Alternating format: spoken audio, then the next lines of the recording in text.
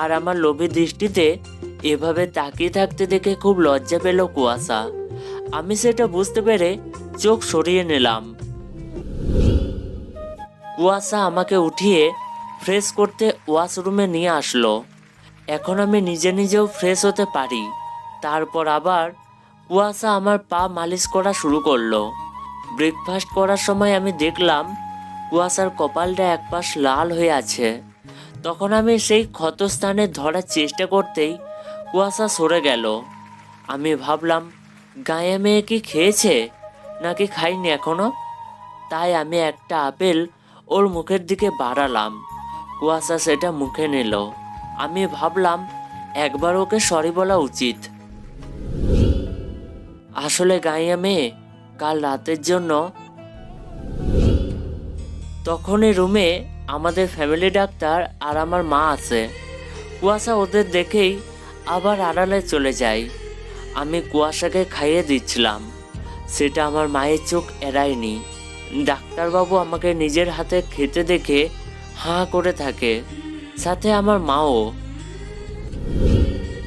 I can believe this, it's a miracle. যা সুস্থ বড় বড় ডাক্তারও আশা করেনি সেই ছেলেটা কিনা এখন নিজের হাতে খাচ্ছে। How is the possible? Shishir baby, তুমি ঠিক হয়ে গেছো। আমার বিলিভ করতে পারছি না যে তুমি আমার নিজের হাতে খাচ্ছ। ইয়াং ম্যান, এটা কিভাবে সম্ভব হলো? আমি কিছু না বলে মুচকি এসে কুয়াশার দিকে তাকালাম। তারপর ডাক্তারকে বললাম, একটা পরী এসে আমায় সুস্থ করে দিয়ে গেছে। সত্যি পরেই পারে এমন অসম্ভবকে সম্ভব করতে। কই ডাকো তো তোমার পরীকে। তারপর আমি কুয়াশাকে ডাকলাম। কুয়াশা প্রথমে আসতে না চাইলেও পরে আমার ধমকের ভয়ে আসলো। আমি কুয়াশাকে দেখিয়ে বললাম, এই সেই পরী আঙ্কেল, যে আমায় সুস্থ করেছে।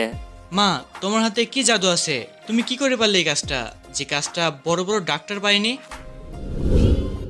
কুয়াশা আমায় প্রতিদিন এক ধরনের তেল মালিশ করতো, আমায় ব্যায়াম করাতো, বেড়াতে নিয়ে যেত। কি তেল ছিল ওইটা, তুমি আমায় বলতে পারতা মা? ডাক্তারবাবু, ওটা কোনো বিশেষ তেল ছিল না, শুধুমাত্র অলিভ অয়েল ছিল। কি? এটা কি করে সম্ভব? ডাক্তারবাবু, আপনি না বলেছিলেন যে ওনার মনের জোর ফিরে পেলে উনি আবার সুস্থ হয়ে যাবেন। তাই আমি প্রথমে সেই কাজটা করি, ওনাকে এটা বিশ্বাস করাই যে এই তেল দিয়ে মালিশ করলে উনি আবার সুস্থ হয়ে যাবেন। আর উনি এটা সত্যি ভেবে নিলেন, আর সেটার জন্য এই অলিভ অয়েলটা কোনো বিশেষ তেলের কাজে দিয়েছে। কিন্তু তুমি যে আমাকে বললে ছোটবেলায় তোমার দাদির বানানো তেল ছিল ওটা। চেয়েছিলাম ওই তেলটা লাগাতে, কিন্তু যে সার্ভেন্টকে সেটা আনতে বলেছিলাম সেটা উনি খুঁজে পায়নি। পরে আমি এই বুদ্ধিটা কাজে লাগাই। তোমার বুদ্ধির সত্যি তুলনা হয় না। I salute you. তবে মা, শিশির সাথে তোমার সম্পর্ক কি? আমি কিছু বলার আগেই কুয়াশা বলে উঠল, বন্ধুত্বের সম্পর্ক। বাহ, তুমি যে তোমার বন্ধুকে কি পরিমাণ ভালোবাসো এটা তার সবচেয়ে বড় প্রমাণ। শিশির বাবা, তুমি খুব লাকি এমন পরীর মতো বন্ধু পেয়ে। ওকে কখনো হারিয়ে যেতে দিও না। পিওর ডায়মন্ডও।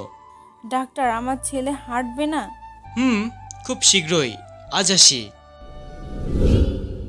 এই বলে ডাক্তারবাবু বেরিয়ে গেলেন। আমার মা যাওয়ার সাথে আর চোখে কেমন যেন একটা ভিলেন চোখে দেখে নিল কুয়াশাকে। এরপর আরও কয়েকদিন চলে গেল। এখন আমি পুরোপুরি সুস্থ, আর এখন আমি ঠিক করেছি আজ রাতেই কুয়াশাকে প্রপোজ করব। আর ওকে কষ্ট দেওয়ার কোনো মানে হয় না। ও আমার নতুন জীবন দান করেছে। এখন থেকে আমি আমার এই জীবন শুধু ওর নামে করে দেব। ডলির কথা ভেবে আমি ওকে আর কষ্ট দেব না। আমি তাড়াতাড়ি বিছানা থেকে উঠে পড়লাম। কুয়াশা এখনো ঘুমাচ্ছে। এই ফাঁকে আমি বেরিয়ে পড়লাম। আজ অনেক বড় সারপ্রাইজ প্ল্যান করতে হবে কুয়াশার জন্য। এদিকে কুয়াশার শাশুড়ি এক কঠিন ষড়যন্ত্র করছে কুয়াশাকে এই বাড়ি থেকে চিরকালের মতো বিদায় দেওয়ার জন্য। এই প্রথম লিলি চৌধুরী কোনো চ্যালেঞ্জে হেরেছে, তাও একটা গাইয়া মেয়ের কাছে। এ কিছুতেই হতে দেওয়া যাবে না। আমার ছেলে এই গাইয়া ভূতকে মেনে নিলেও আমি কখনো তো আমার ছেলের বউ হিসেবে মেনে নিব না। ওদের নতুন জীবন শুরু হওয়ার আগেই সব ছাড়খাড় করে দেব। কুয়াশা ঘুম থেকে উঠে দেখলো শিশিরের বিছানায় নেই। ব্যাপার কি? রাগীবাবু এত সকাল সকাল কই গেলেন? মনে হয় অফিসে গেছেন, কিন্তু সেটা তো আমার হাতে নাস্তা না করেই। এমন তো কখনো হয়নি। মনে হয় আজ আমি ঘুমেছিলাম বলে উনি আমায় ওঠাননি। ইস, এত বেলা অবধি কি করে ঘুমালাম আমি? আপন মনে কথাগুলো বলেই হাসল কুয়াশা। সে ভাবতে পারেনি আজকের সকালটা ওর জন্য কি দুঃস্বপ্ন বয়ে আনছে। কুয়াশা ফ্রেশ হতে ওয়াশরুমে ঢুকলো। সুযোগ বুঝে কুয়াশার শাশুড়ির রুমে ঢুকে চুপি চুপি একটা কাগজ শিশিরের বালিশের নিচে রেখে চলে গেল। কুয়াশা গোসল সেরে রুমে ঢুকলো। যথা নিয়মে বারান্দায় গিয়ে মিষ্টি রোদ উপভোগ করলো। এই বারান্দায় তো তার রাগীবাবুর কত মিষ্টি স্মৃতি জড়িয়ে আছে। রাগীবাবুকে সে ভালোবেসে ফেলেছে। আচ্ছা, রাগীবাবু কি আমার মতো গ্রামের মেয়েকে ভালোবাসবে? কেন ভালোবাসবে না? আমি কি সুন্দর না?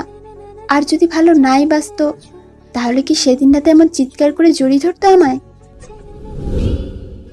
এইসব ভেবে লজ্জায় আবার চোখ বুজে ফেলল। পরে রুমে গিয়ে শিশিরের বিছানাতে গেল। বালিশটা সরিয়ে রাখতে ওর চোখে পড়লো একটা চিরকুটের মতো কিছু একটা। আবার বেডশিটের নিচে একটা খাম। কুয়াশা হাতে নিয়ে প্রথমে ভাবল রাগীবাবুর কোনো দরকারি কাগজ হতে পারে, এগুলো আমি আলমারিতে রেখে দিই। কিন্তু পরে আবার এগুলো খুলে দেখার কৌতূহল জাগলো। আবার ভয়ও করতে লাগলো যদি রাগীবাবু আবার রেগে যান। 7-5 ভাবতে ভাবতে প্রথমে কুয়াশা চিরকুটটা খুলল। দেখে মনে হলো একটা চিঠি। আরে, এটা তো তার জন্যই লিখেছে রাগীবাবু। কিন্তু চিঠিটা পড়ে কুয়াশা আর দাঁড়িয়ে থাকতে পারলো না। ধপাস করে মাটিতে বসে পড়ল। চিঠিটা এমন ছিল। গাইয়া মেয়ে, তোমাকে যে কি বলে ধন্যবাদ দেব বুঝতে পারছি না।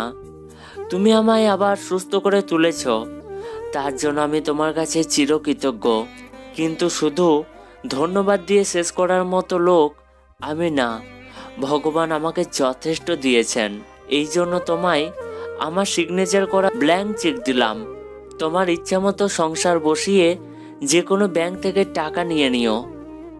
তুমি যদি আমার সব টাকা নিয়েও যাও আমি কিছু বলবো না, কারণ আমার এই নতুন জীবন শুধু তোমার জন্য ফিরে পেয়েছি।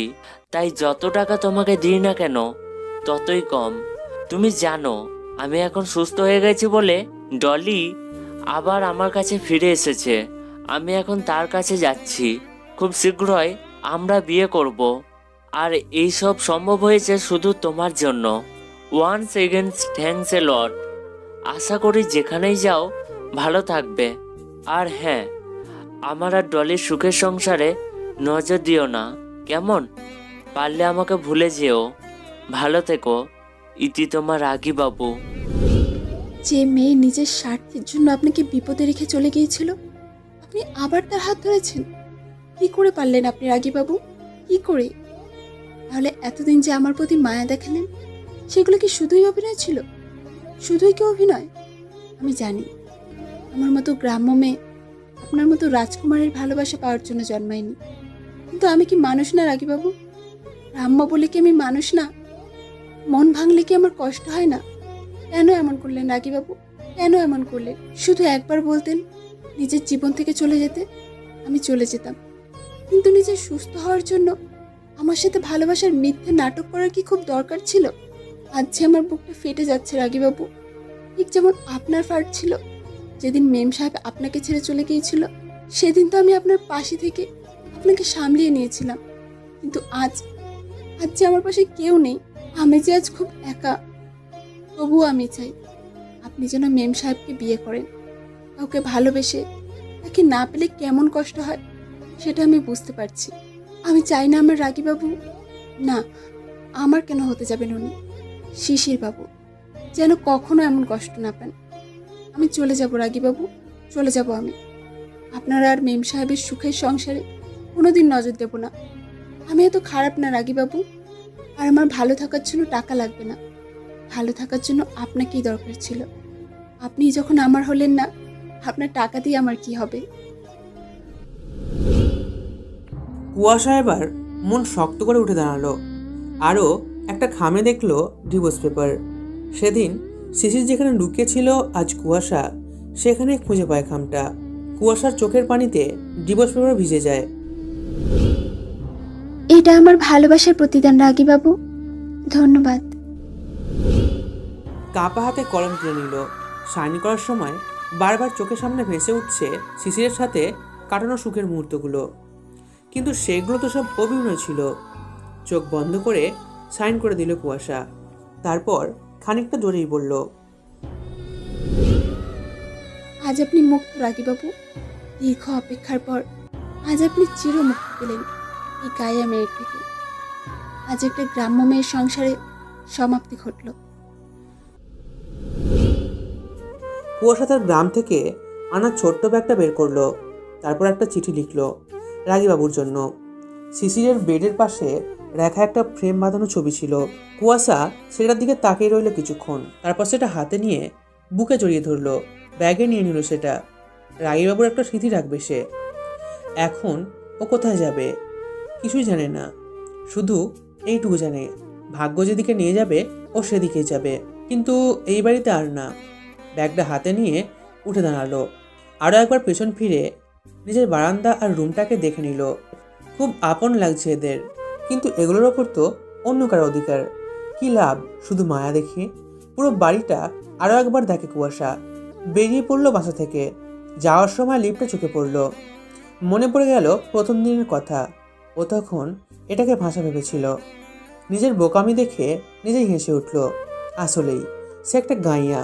কুয়াশা বেরিয়ে যাওয়ার পর কুয়াশার শাশুড়ি বিজয়ীর হাসি দিয়ে বললেন, আমার পথের কাটা শুধু একটা চিঠি দেখে এইভাবে দূর হবে জানলে কাজটা আরো আগে করতাম। ইস, ভেবেছিল রাজরানী হয়ে থাকবে। গাইয়া মেয়ে, তোকে বনবাসে পাঠিয়ে দিলাম। যা, এবার পারলে ভাগ্যের চাকা ঘুরিয়ে দেখা। তারপর তাড়াতাড়ি শিশিরের রুমে গিয়ে কুয়াশার রেখে যাওয়া চিঠি সরিয়ে ফেললেন। এবার শুধু শিশির বেবিকে বোঝানোর পালা। ঘরের দামি দামি সব আসবাস লুকিয়ে ফেললেন, সাথে নিজের গহনা টাকা পয়সা সব সরিয়ে ফেললেন। তারপর বিলাপ জুড়ে দিলেন, গেল রে মেয়েটা, আমার সব নিয়ে পালালো রে। আমার একটা গয়না রেখে গেল না, চোর মেয়েটা। কি ব্যাপার লিলি, তুমি মাটিতে বসে আছো কেন? শিশির আর কুয়াশামা কোথায়? ডাক দাও ওদের, আমি ওদের জন্য অনেক গিফট এনেছি। রাখো তোমার গিফট। কি করে তুমি এটা ডাকাত মেয়ে আমার সংসার ধ্বংস করতে নিয়ে এলে? মুখ সামলে কথা বলো, কি যাতা বলছো তুমি? ঠিক বলছি, এই মেয়ের মতি গতি আমার আগেই ভালো ঠেকেনি। গিয়ে দেখো, আমার আলমারি ফাঁকা করে সব নিয়ে ভেগে গেছে এই মেয়ে। কি? তুমি আমায় মারলে? হ্যাঁ মেরেছি। খবরদার, ফুলের মতো মেয়েটার নামে আর একটাও বাজে কথা বলেছো তো? বলো কোথায় আমার কুয়াশামা?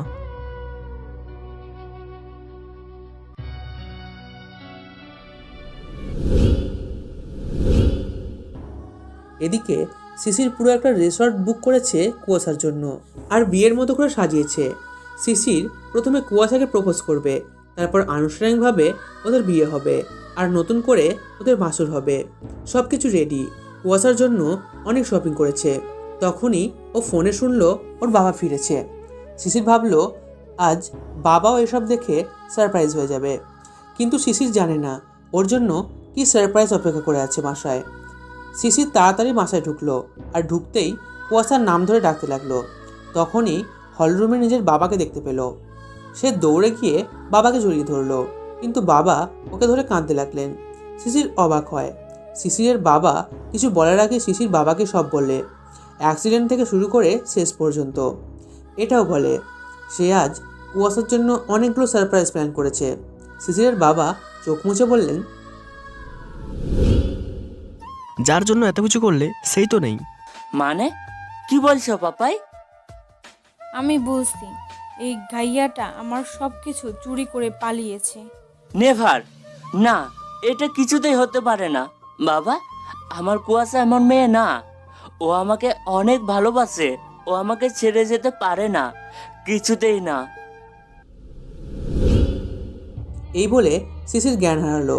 এদিকে কুয়াশা আর মনে হাঁটছে। হাঁটতে হাঁটতে কখন রোডের মাঝখানে চলে এসেছে বুঝতে পারেনি। হঠাৎ একটা জোরে ব্রেক করার শব্দ হলো।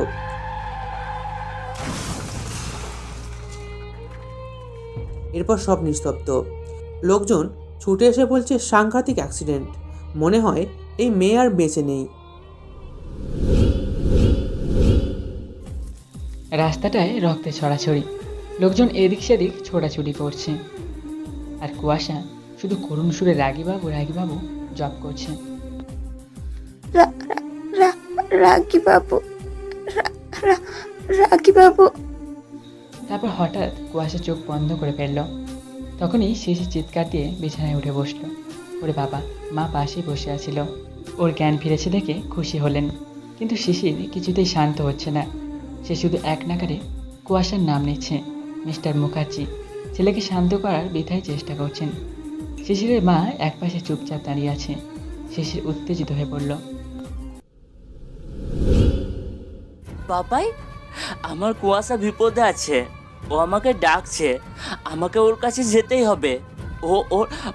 ওর অনেক বড় বড় বিপদ, আমি ওর কাছে যাব বাবাই। শান্ত হো বাবা, কুয়াশামা হয়তো এখনো বেশি দূরে যেতে পারেনি, আমরা ওকে ঠিক খুঁজে নেব। কুয়াশা, তুমি একদম চিন্তা করো না, তোমার রাগীবাবু আসছে তোমার কাছে, আমি আসছি কুয়াশা। তারপর তিনিও তাড়াহুড়ো করে রুম থেকে বের হলেন। যাওয়ার আগে একবার শিশিরের মায়ের দিকে তাকিয়ে পড়লেন। হোক আর না হোক, আমি জানি এই হিসেবের পিছনে তুমি আছো। আর যদি আমার ছেলের আর বৌমার কিছু হয়, I won't spare you, mind it. Shishir রাস্তায় পাগলের মতো দৌড়াচ্ছে আর কুয়াশার নাম ধরে চিৎকার করছে। মিস্টার মুখার্জি গাড়ি নিয়ে আসলেন। শিশিরকে গাড়িতে উঠিয়ে বাবা ছেলে মিলে খুঁজতে লাগলেন। হঠাৎ শিশির গাড়ি থামাতে বলে। গাড়ি থামতেই সে দৌড়ে এক মেয়ের কাঁধে হাত রাখে, কিন্তু মেয়েটা সামনে ফিরতেই শিশির দেখতে পায় এটা কুয়াশা না। তখন শিশির কাঁদতে কাঁদতে নিচে বসে পড়ে। মিস্টার মুখার্জি এসে ছেলের কাঁধে হাত রাখে। বাবাই, তুমি বলো, এত বড় শহরে আমি ওকে কোথায় খুঁজবো? ভগবানের উপর ভরসা রাখো। উনি কুয়াশাকে তোমার অর্ধাঙ্গিনী বানিয়েছিলেন, আর উনি চাইলে অবশ্যই তোমাদের মিলন হবে। তারপর তারা আবার খুঁজতে লাগে কুয়াশাকে। রাত হয়ে যায়, কিন্তু কুয়াশার কোনো খোঁজ পাওয়া যায় না। মিস্টার মুখার্জি জোর করে শিশিরকে পাশে নিয়ে যান। শিশিরকে বোঝান যে কালকে তারা থানায় যাবে। শিশির রুমে যায়। রুমে ঢুকতেই যেন কুয়াশার অবয়ব দেখতে পায়, যেন এক্ষুনি কুয়াশা দৌড়ে এসে বলবে, এত দেরি হলো কেন রাগীবাবু? শিশির বেডে না বসে নিচে বসে পড়ে, যেখানে কুয়াশা বিছানা করে ঘুমাতো। ওর পায়ের সাথে এসির রিমোট আছে। তখন ওর মনে পড়ে যায়। তারপর তারা আবার খুঁজতে লাগে কুয়াশাকে। রাত হয়ে যায়, কিন্তু কুয়াশার কোনো খোঁজ পাওয়া যায় না। মিস্টার মুখার্জি জোর করে শিশিরকে পাশে নিয়ে যান। শিশিরকে বোঝান যে কালকে তারা থানায় যাবে।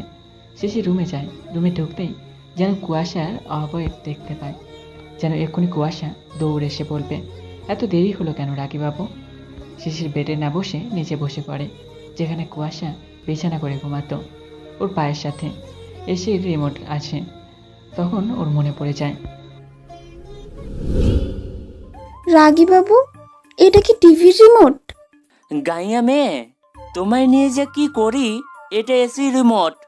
ও মা, সেটা আবার কি? তারপর শিশির কুয়াশাকে এসির সামনে নিয়ে গিয়ে এসি অন করে দেখায়।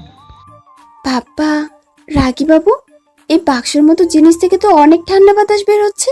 এটা সামনে দাঁড়ালে তো আর গরমই লাগছে না। আর এটাই হলো এসি। আচ্ছা রাগি বাবু, এই বাক্সটা যদি সূর্যের নাক বরাবর বসানো যায়, তাহলে তো সারা জীবন শীতকাল থাকবে, তাই না? উফ, তুমি আর তোমার যত সব আজে বাজে প্রশ্ন। ভাবতে ভাবতে শিশির আনমনেই হেসে দেয়। তারপর আবার বাস্তবে এসে দেখে পুরো রুম ঢাকা। ওর পাগলি কুয়াশাটা ওর সামনে নেই।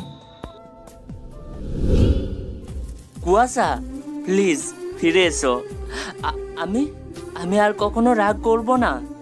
তুমি যত প্রশ্ন করবে আমি আর কখনো বিরক্ত হব না, কিন্তু প্লিজ আমার কাছে ফিরে এসো। আমার যে খুব কষ্ট হচ্ছে। তোমার রাগীবাবু যে একদম ভালো নেই। প্লিজ ফিরে এসো। আমি মরে যাব তোমাকে ছাড়া। এই শিশির যে কুয়াশাকে ছাড়া অপূর্ণ। কাঁদতে কাঁদতে শিশির ওই জায়গায় ঘুমিয়ে পড়ে। সকালে মিষ্টি রোদ ওর চোখে এসে পড়ে। তখন ও আবার ব্যস্ত হয়ে উঠে পড়ে। কুয়াশাকে খুঁজতে যেতে হবে। এভাবেই উঠে বাবাকে ডাকতে চলে যায়।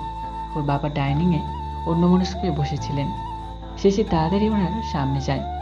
শিশিরের দিকে তাকিয়ে ওনার বুকটা মোচড় দিয়ে ওঠে। এই 2 দিনে যেন শিশিরের বয়স 2 গুণ বেড়ে গেছে। চোখের নিচে কালি পড়েছে, চোখ কোটরে বসে গেছে, সারা শরীরে চোখের পানিতে একাকার। শিশিরের মা ছেলের এই অবস্থা দেখে টুকরে কেঁদে ওঠে। একটা গাইয়া মেয়ে ওনার ছেলের লাইফ শেষ করে দিয়েছে। মিস্টার মুখার্জি উঠে ছেলেকে বলেন, আগে ফ্রেশ হয়ে খেয়ে নাও, তারপর আমরা যাব। বাবা, এখন খাওয়ার কথা কেন আসছে? এতদিন কুয়াশা আমাকে খাইয়ে দিয়েছে। ও নিজের হাতে খাওয়ালেই তবেই আমি খাবো। আমরা তো কুয়াশামাকে খুঁজতে যাচ্ছি। ও যদি দেখে তুমি এখনো না খেয়ে ফ্রেশ না হয়ে আছো, তাহলে তোমার উপর খুব রাগ করবে। মিস্টার মুখার্জি জোর করে শিশিরকে ফেস করান। তারপর হালকা কিছু খাইয়ে বেরিয়ে পড়ে দুজন। আজও তারা খুঁজতে খুঁজতে হয়রান, কিন্তু কুয়াশার কোনো দেখাই নেই। হঠাৎ শিশিরের ফোনে একটা কল আসে।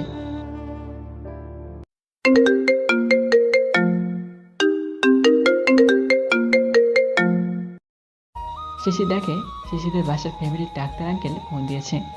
শিশির ফোন রিসিভ করলো। হ্যালো হ্যালো আঙ্কেল, বলুন। শিশির বাবা, তোমার ওই বন্ধু আছে না, কি যেন নাম? হ্যাঁ, কুয়াশা। আঙ্কেল, কুয়াশাকে কি আপনি পেয়েছেন? ও কেমন আছে? কোথায় আছে? সারা রাত কই ছিল? কোথায় পেলেন ওকে? শান্ত হও ইয়াংম্যান, তুমি তোমার সব প্রশ্নের উত্তর পাবে। তার আগে তাড়াতাড়ি সিটি হসপিটাল চলে আসো। হসপিটাল? কুয়াশার কি হয়েছে? ও ঠিক আছে তো? Hello hello.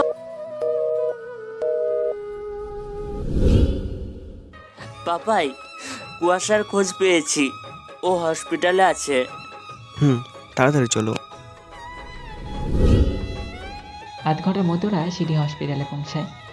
ওখানে গিয়ে শিশির ডাক্তার আঙ্কেলের খোঁজ করে। ওনার সামনে দিয়ে তাড়াতাড়ি জিজ্ঞাসা করে, আঙ্কেল আঙ্কেল, আমার কুয়াশা কই? ও ঠিক আছে তো? আগে শান্ত হয়ে শোনো। কাল দুপুরে সুপারমার্কেটের সামনে একটা মেয়ের অ্যাক্সিডেন্ট হয়। রাস্তার লোকজন তাড়াতাড়ি করে হাসপাতালে নিয়ে আসে, আর এখানকার ডাক্তাররাও চিকিৎসা শুরু করে। ডাক্তাররা জানায় মেয়েটার ব্রেনে এক পাশ পুরোপুরি ড্যামেজ হয়ে গেছে, যার কারণে ব্রেনের এই অংশে থাকা সব মেমোরি ওর ব্রেন থেকে মুছে গেছে। ফলে ও সব কিছু ভুলে কাউকে চিনতে পারছে না, এমনকি নিজের নামও ভুলে গেছে। ডাক্তাররা ওর ফ্যামিলিকে জানানোর অনেক চেষ্টা করে, কিন্তু মেয়েটা নিজের পরিবারের ব্যাপারে কিছুই বলতে পারেনি। আমি মাঝে মাঝে এই হসপিটালের রাউন্ডে আসতাম, আজকেও এসেছিলাম। হঠাৎ কুয়াশাকে দেখে চেনা চেনা মনে হলো। পরে মনে পড়লো, একে তো আমি তোমাদের বাসায় দেখেছিলাম, যাকে তুমি তোমার বন্ধু বলেছিলে। তারপর ডাক্তারদের থেকে ওর ব্যাপারে জেনে তোমায় কল করি। এইটুকু বলেই ডাক্তার থামলেন। আঙ্কেল আঙ্কেল, আপনি নিশ্চয় মজা করছেন, তাই না? আমার কুয়াশা সব ভুলে গেছে? এটা হতেই পারে না। ও ওর রাগীবাবুকে কিছুতেই ভুলতে পারে না। দেখবেন, আমি এখন ওর সামনে যাব আর ওর সব মনে পড়ে যাবে। আচ্ছা, তুমি চেষ্টা করে দেখতে পারো, কিন্তু মনে রেখো ওর ব্রেনে প্রেশার দেওয়া যাবে না, এতে কিন্তু বিপরীত হতে পারে। তারপর ডাক্তার শিশির মিস্টার মুখার্জিকে একটা রুমের সামনে নিয়ে গেলেন। রুমের দরজা খুলতেই শিশির দেখে কুয়াশা ঘুমিয়ে আছে, কিন্তু ওর মাথায় অনেকটা জুড়ে ব্যান্ডেজ করা। ও আর থাকতে না পেরে দৌড়ে কুয়াশাকে গিয়ে জড়িয়ে ধরে। আমি জানতাম তুমি আমাকে ছেড়ে কোথাও যেতে পারো না। কি করে ভাবলে তুমি আমাকে ছেড়ে গেলে আমি ভালো থাকবো? আর দেখো, ডাক্তার আঙ্কেল কি আজে বাজে বকছেন। তুমি নাকি আমাকে চিনতে পারবে না। তুমি তোমার রাগীবাবুকে চিনতে পারবে না? এটা কখনো হয় বলো? কুয়াশাকে জড়িয়ে ধরে কাঁদতে কাঁদতে শিশির কথা করে বলল। শিশিরের ঝাঁকুনিতে কুয়াশার ঘুম ভেঙে যায়। চোখ খুলে যখন দেখে শিশির ওকে জড়িয়ে ধরে আছে, তখন এক ধাক্কায় শিশিরকে সরিয়ে দেয়। তারপর বলে, আজব তো, কে আপনি? চেনা নেই জানা নেই, হঠাৎ একটা মেয়েকে জড়িয়ে ধরছেন, মানে কি এসবের? কুয়াশা, আমি জানি তুমি আমার উপর রেগে আছো। ওই দিন সকালে তোমাকে না বলে চলে এসেছিলাম।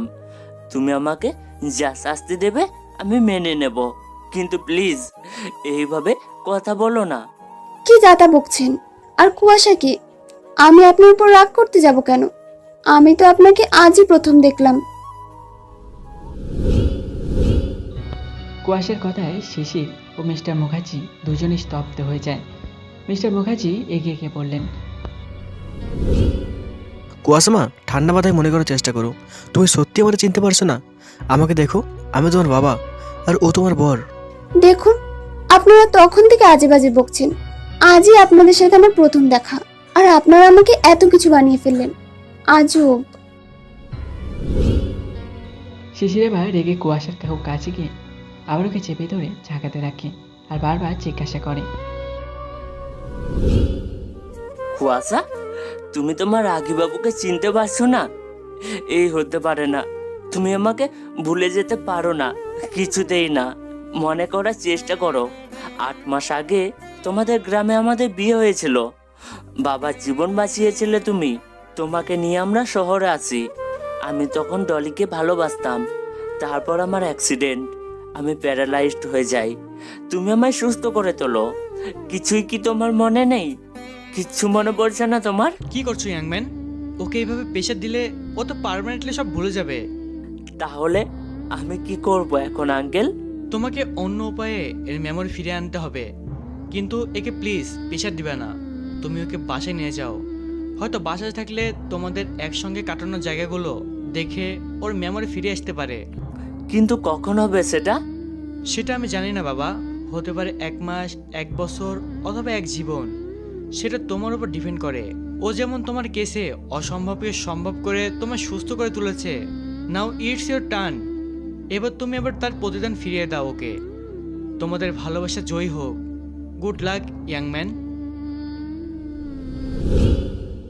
কুয়াশাকে হসপিটাল থেকে ডিসচার্জ করে দেওয়া হলো। তারপর আমি আর পাপা কুয়াশাকে বাড়িতে নিয়ে যাই। কুয়াশা এখনো সেন্সলেস অবস্থায় আছে, তাই আমি কুয়াশাকে কোলে করে নিয়ে বাসায় ঢুকি।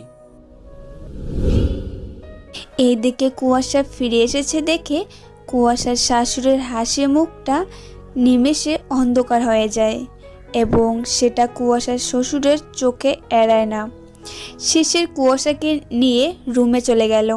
মিস্টার মুখার্জি স্ত্রীকে একপাশে নিয়ে গিয়ে বললেন, তোমার কাছে হাত জোড় করছি লিলি, ছেলে মেয়েদেরকে এবার শান্তিতে বাঁচতে দাও। তোমার লজ্জা করে না? যে মেয়ে না থাকলে আজ তোমার ছেলে তার পায়ে দাঁড়িয়ে থাকতে পারতো না। আর সেই মেয়ের জন্য কিনা তোমার মনে এত ঘৃণা? জানো, মেয়েটা সব ভুলে গেছে। অ্যাক্সিডেন্টের পর ওর ব্রেন ড্যামেজ হয়ে গেছে, যার ফলে ওই অংশে থাকা সব মেমোরি ব্রেন থেকে মুছে গেছে। এখনও কাউকে চিনতেও পারছে না, এমনকি নিজের নামটুকুও বলতে পারছে না। একটা কথা মনে রেখো লিলি, আমি যদি একবার জানতে পারি যে এইসবের পিছনে তুমি আছো, তাহলে আমি তোমাকেও ছেড়ে দেবো না।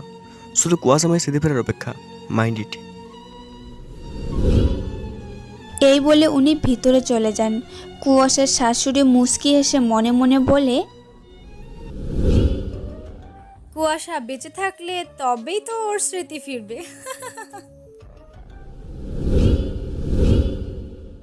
আমি কুয়াশাকে রুমে নিয়ে এসে বিছানায় শুয়ে দিলাম। তারপর ওর পাশে বসে মাথায় হাত বুলিয়ে দিতে লাগলাম। এ কেমন শাস্তি দিচ্ছ আমায়? আমি জানি আমি অনেক অন্যায় করেছি তোমার সাথে। অনেক অবহেলা, অপমান, বঞ্চনা সহ্য করেও তুমি আমায় সুস্থ করে তুলেছ। যখন তোমার জন্য মনে কোনো ফিলিং ছিল না, তখন তুমি আমার আগে পিছে ঘুরতে। আর এখন ধীরে ধীরে যখন ভালোবাসতে শুরু করেছিলাম তোমায়, তুমি কাছে থেকেও অনেক দূরে চলে গেলে। দেখো, আমি অন্যায় করেছি, এই জন্য তুমি আমায় যা শাস্তি দেবে আমি মাথা পেতে নেব। কিন্তু প্লিজ এইভাবে আমায় অস্বীকার করো না। ডলিকে ভালোবেসে কষ্ট পেয়েছিলাম। ও আমার দুর্বল সময়েও আমায় ছেড়ে চলে গেল, আর এখন তোমায় ভালোবেসেছি বলে তুমি আমায় এইভাবে ভুলতে পারলে? কি করে পারো তোমরা মেয়েরা এত কষ্ট দিতে? আমার কি কষ্ট হয় না? প্লিজ একবার ডাকো তোমার রাগীবাবু বলে, শুধু একবার। তখনই আমার পায়ের সাথে কি যেন একটা বাড়ি খাই। তুলে দেখলাম এসি রিমোট। তখন হঠাৎ করে মনে পড়ে যায় সে অতীতের একটা দিন। রাগী বাবু, এই রিমোট কাজ করে না কেন? কখন থেকে টিভি চালানোর চেষ্টা করছি। কই দেখি। বোকা মেয়ে, এটা এসি রিমোট। এসি? সেটা আবার কি জিনিস রাগী বাবু? কোনো নতুন মডেলের টিভি নাকি? আমি চোখে মুখে বিরক্তির ছাপ এনে কুয়াশাকে এসির নিচে দাঁড় করালাম। তারপর রিমোট দিয়ে এসি অন করতেই কুয়াশা বলল, বাবা, রাগী বাবু, এই বাক্সের মতো জিনিসটা দেখে তো খুব ঠান্ডা বাতাস বের হচ্ছে। আরে আরে, কি করছো? ওইটার ভিতরে কি দেখছো? দাঁড়ান, আমি আসলে দেখার চেষ্টা করছি এই বাক্সের ভিতরে কোনো ফ্যান লাগানো আছে কিনা। উফ ভগবান, কেউ এই গাইয়া মেয়ের থেকে আমায় উদ্ধার করো। এই দিকে রাগীবাবুর এমন চেহারা দেখে কুয়াশা হাসতে হাসতে শেষ। কি হলো, হাসছো কেন? কিছু না, রাগ করলে আপনাকে পুরো লালমুখ বাদরের মতো লাগে। কি? আমি বান্দর? দাঁড়াও। পুরনো স্মৃতি ভাবতেই আর মনেই আমার মুখে এক চিলতে হাসি ফুটে উঠল। কয়েক মুহূর্তের জন্য ভুলে গেলাম যে আমার কুয়াশা এখন সেই আগের কুয়াশা নেই। কুয়াশার দিকে তাকাতেই আবার আমার চোখ পানিতে ভরে ওঠে। কুয়াশা, তুমি যত প্রশ্ন করবে আমি আর কখনো বিরক্ত হব না, কখনো রাগ করব না তোমার উপর। তবুও প্লিজ আর এইভাবে অভিমান করে থেকো না। তোমার রাগীবাবু যে তার আগের ছটফটে কুয়াশাকে খুব মিস করছে। তখনই শিশিরের চোখের জল কুয়াশার হাতের ওপর পড়ে। কুয়াশার হাত একটু নড়ে ওঠে, তারপর ধীরে ধীরে চোখ খুলে নিজের চারপাশ দেখে বলে ওঠে, এ কি, আমি কোথায় এসেছি? এ কি কুয়াশা, তুমি চিনতে পারছো না? এটা আমাদের বাসা, তোমার শ্বশুর বাড়ি। আমার দিকে চোখ পড়তেই কুয়াশা লাফ দিয়ে বিছানা থেকে নেমে পড়ে দেওয়াল ঘেঁষে দাঁড়ায় আর আমাকে বলে, খবরদার, আপনি আমার কাছে আসবেন না, একদম কাছে আসার চেষ্টা করবেন না। কুয়াশা একবার আমার কথা শোনো। তুমি আমার না, আমি কিচ্ছুটি শুনবো না। আপনারা নারী পাচারকারী, তাই না? আমায় হসপিটাল থেকে কিডন্যাপ করে এনেছেন, আর এখন আমার সর্বনাশ করতে চাইছিলেন। খবরদার, আমার কাছে আসবেন না, না হলে কিন্তু আমি চেঁচাবো। এই চুপ, একদম চুপ। কি উল্টো পাল্টা বকছো তখন থেকে? আমায় দেখতে কি পাচারকারী মনে হয়? আমি তোমার হাজবেন্ড, আমি তোমায় কিডন্যাপ করতে যাব কেন? এটা তো আমাদের বাসা। আমি মানি না। হুট করে আপনি এসে বলবেন যে আপনি আমার বর, আর আমার সেটা মানতে হবে? এইসব শুধু আমার কাছে আসার ধান্দা। ও, তোমার কাছে আসার জন্য আমি হাজব্যান্ড ওয়াইফের নাটক করছি, তাই না? এই, ভালো হবে না, একদম আমার কাছে আসার চেষ্টা করবেন না। কি করবে তাহলে? আমি লোক। আর কিছু বলার আগেই শিশির কুয়াশার ঠোঁটের সাথে ঠোঁট মিলিয়ে দেয়। কি এবার বিলিভ হলো আমি তোমার হাজব্যান্ড? আপনি একটা ছোট লোক, চরিত্রহীন। আমি 1 মিনিট এখানে থাকবো না। কুয়াশা যখন চলে যাওয়ার জন্য দরজার দিকে পা বাড়ালো, তখনই শিশির ওর হাত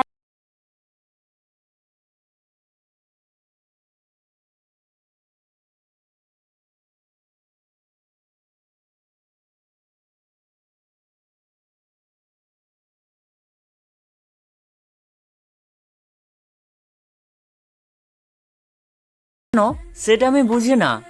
এইটুকু জেনে রাখো, তোমার এই হাজবেন্ড বেঁচে থাকতে তুমি কোথাও যেতে পারবে না। এখন চুপচাপ চলো, খাবে এখন। এই, হচ্ছেটা কি? আমার হাত ধরে টানছেন কেন?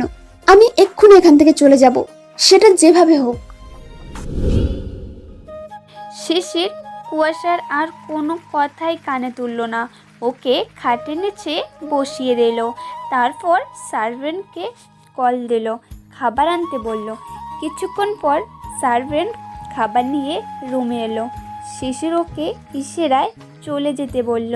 তারপর কুয়াশার দিকে ঘুরে বলল, নাও এখন হাঁ করো তো। এতদিন তুমি আমাকে খাইয়ে দিতে, এখন থেকে আমি তোমাকে খাইয়ে দেবো। হাঁ করো। কুয়াশা শিশিরকে ফাঁকি দিয়ে আবার পালানোর চেষ্টা করে। শিশির ওকে চেপে ধরে বসালেই হাত পা ছোড়াছুড়ি করে। তাই শিশির বলল, এইভাবে হবে না। তারপর কুয়াশার একটা ওড়না নিয়ে ওর হাত দুটো বেঁধে ফেলল। তারপর বলল, এবার যতক্ষণ পর্যন্ত তুমি আমার হাতে খাবে না, আমি তোমায় খুলে দেব না। কি আশ্চর্য লোক আপনি! একটা মেয়েকে এভাবে অত্যাচার করতে একটু বিবেকে বাঁধে না? এই কুয়াশা, ভুল বললে। একটা মেয়েকে নয়, বউকে। মাঝে মাঝে বউ যখন কথা শোনে না, তখন হাজবেন্ডকে এই ধরনের মেথড ইউজ করতে হয়। কুয়াশা নিরুপায় হয়ে শিশিরের হাত থেকে খেতে লাগলো। এমনিতেই পেটটা খিদার জ্বালায় শস্য করছিল। শিশিরের কুয়াশাকে খাইয়ে দিচ্ছে আর মন ভরে ওকে দেখছে কিভাবে বাচ্চাদের মতো খাচ্ছে। পুরো পাগলি একটা। শুধু আগের পাগলি কুয়াশার মতো বক বক করছে না।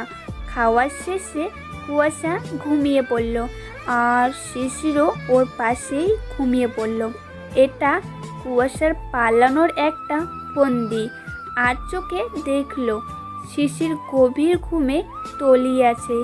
তখনই কুয়াশা চুপি চুপি উঠে দরজায় খুলে বের হলো। কোনো মতে লিফটটা অন করে লিফটে ঢুকলো, কিন্তু লিফটে ঢুকে ভূত দেখার মতো চমকে গেল। সামনে স্বয়ং শিশির দাঁড়িয়ে, আর ওর চোখ দিয়ে যেন আগুন বের হচ্ছে। কোথায় যাচ্ছিলে তুমি? না, মানে ওই একটু ঘুরতে। ঘুরতে যাবে? সেটা আমাকে বললেই তো পারতে। চলো, আমি তোমাকে নিয়ে যাই সেই জায়গায় যেটা তোমার আর আমার ফেভারিট। কুয়াশা ভাবলো এটাই সুযোগ, ওখানে গিয়ে কুয়াশা পালিয়ে যেতে পারবে। আর এইদিকে শিশির মনে মনে বলে, তুমি চলো ডালে ডালে, আমি চলি পাতায় পাতায়। তারপর একটা শিকল নিয়ে নিজেই কুয়াশার হাতে পরিয়ে তালা মেরে দেয়। কুয়াশা এটার জন্য মোটেও প্রস্তুত ছিল না। এটা কি করলেন? আমি আমার বউটাকে খুব ভালোবাসি তো, তাই চাই ও সব সময় আমার পাশে থাকুক। এখন চলো। আমার খুব ভয় করছে, প্লিজ আমাকে নামান। আরে দেখছো না দুপুরবেলা রোডঘাট কেমন ফাঁকা। এখন কোনো রিস্ক নেই, নো টেনশন। দুষ্টু বউটা।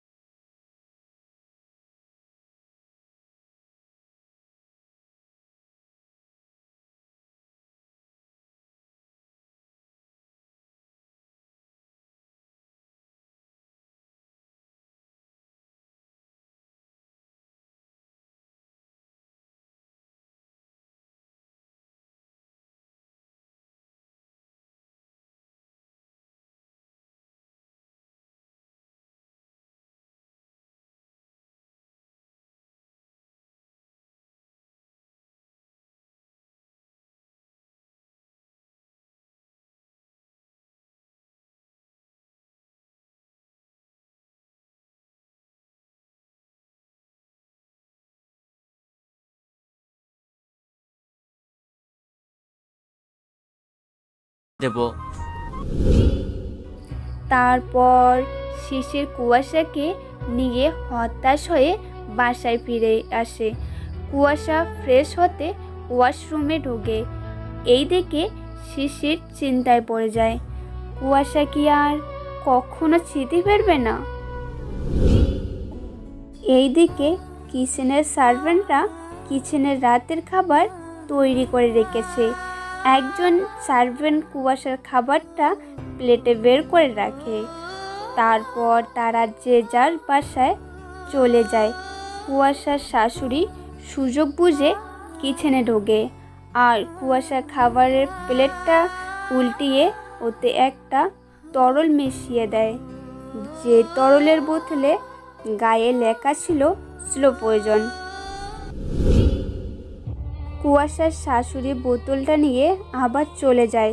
স্লো পয়জন ধীরে গতির বিষ, যা অন্য অন্য বিষের মতো সরাসরি রিঅ্যাক্ট করে না এবং ধীরে ধীরে মানুষকে মৃত্যুর দিকে ঠেলে দেয়। তারপর মানুষটি মারা গেলেও কেউ সহজে বুঝতেও পারবে না যে সে কীভাবে মারা গেল। শেষে কিচেনে এসে কুয়াশার জন্য রাখা খাবারের প্লেটটা নিয়ে রুমে ঢোকে। কুয়াশাকে এবার আর বেঁধে রাখতে হয়নি, সে নিজেই শিশিরের হাত থেকে খেলো। শিশির কুয়াশাকে খাওয়ার পর ওর অবশিষ্ট খাবারগুলো নিজে খেয়ে নিল। সেজন্য খাবারগুলোর মধ্যে কুয়াশার ভালোবাসা খুঁজে পাচ্ছে। তারপর ওরা ঘুমিয়ে গেল। এভাবে কয়েকদিন গেল। শিশির অবিরাম চেষ্টা করে যাচ্ছে কুয়াশার স্মৃতি ফেরানোর জন্য, কিন্তু কিছুতেই হচ্ছে না। আর কুয়াশা তো সুযোগের অপেক্ষায় আছে পালানোর, কিন্তু শিশির সেই সুযোগ দিচ্ছে না ওকে। এইদিকে কুয়াশার শাশুড়ি প্রতিদিন কুয়াশার খাবারে স্লো পয়জন মিশিয়ে ভুলেন না, কিন্তু ভাগ্যক্রমে কুয়াশার প্রতিদিনের উচ্ছিষ্ট খাবার শিশিরও খাচ্ছিল। স্লো পয়জন ওদের অজান্তে ওদের শরীরের বাসা বানাতে লাগলো। কি আছে এই প্রেমের জুটির ভাগ্যে?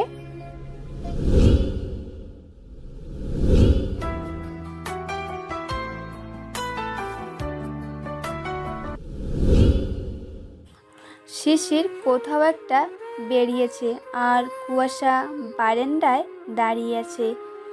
হাতে শিশিরের একটা শার্ট, সেখানে বুকে আঁকড়ে ধরে আছে কুয়াশা এবং বিড়বিড় করে বলছে, আমাকে ক্ষমা করে দেবেন রাগীবাবু, আপনাকে ভালো রাখার জন্যই আমার এত ত্যাগ।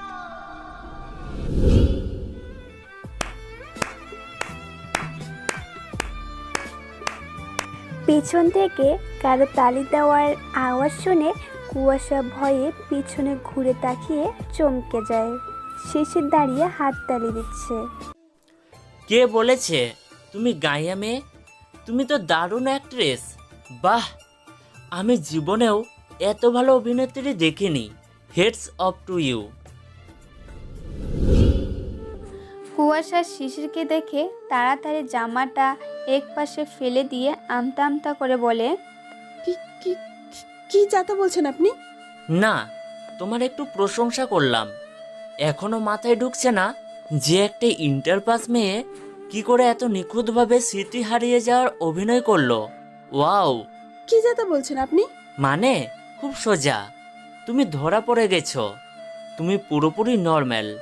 সেদিন অ্যাক্সিডেন্টে তুমি শুধু মাথায় হালকা আঘাত পেয়েছিলে, কিন্তু তোমার স্মৃতি একদম পারফেক্ট ছিল। তুমি নিশ্চয়ই ভাবছো যে আমি এত কিছু কি করে জানলাম, তাই না? কুয়াশা কিছু না বলে শুধু ছলো ছলো চোখে তাকিয়ে আছে। শিশির আবার বলতে শুরু করলো, তোমার অ্যাক্সিডেন্টের পর খুব ভেঙে পড়েছিলাম। বলতে গেলে টোটাল ডিপ্রেশনে চলে গিয়েছিলাম। তোমাকে বাড়িতে আনার পর সব রকম চেষ্টা করে দেখলাম তোমার স্মৃতি ফিরিয়ে আনার, কিন্তু কিছুই হচ্ছিল না। তারপর একদিন গুগলে সার্চ দিলাম কোনো ভালো টিপস পাওয়ার আশায়। তখনই আমার চোখ আটকে গেল একটা তথ্যের ওপর। ওখানে লেখা ছিল মাথার পিছনের অংশে ব্রেন থাকে, তাই কোনো কারণে যদি মাথার পিছনের অংশে জোরালো আঘাত লাগে তখন একটা মানুষের মেমোরি লস ঘটে। কিন্তু আমার যতটুকু মনে পড়ে তোমার তো মাথার এক পাশে লেগেছিল, যেটা ব্রেন থেকে বেশ খানিকটা দূরে। তাহলে এইটুকু আঘাতে তোমার মেমোরি লস হয়ে গেল? সেদিনই আমি আমার সন্দেহ দূর করতে একজন বড় ব্রেন বিশেষজ্ঞের সাথে দেখা করার অ্যাপয়েন্টমেন্ট নিলাম। উনি তোমার রিপোর্ট দেখে আমাকে যা বললেন আমি পুরোপুরি হয়ে গেলাম। উনি বলেছিলেন,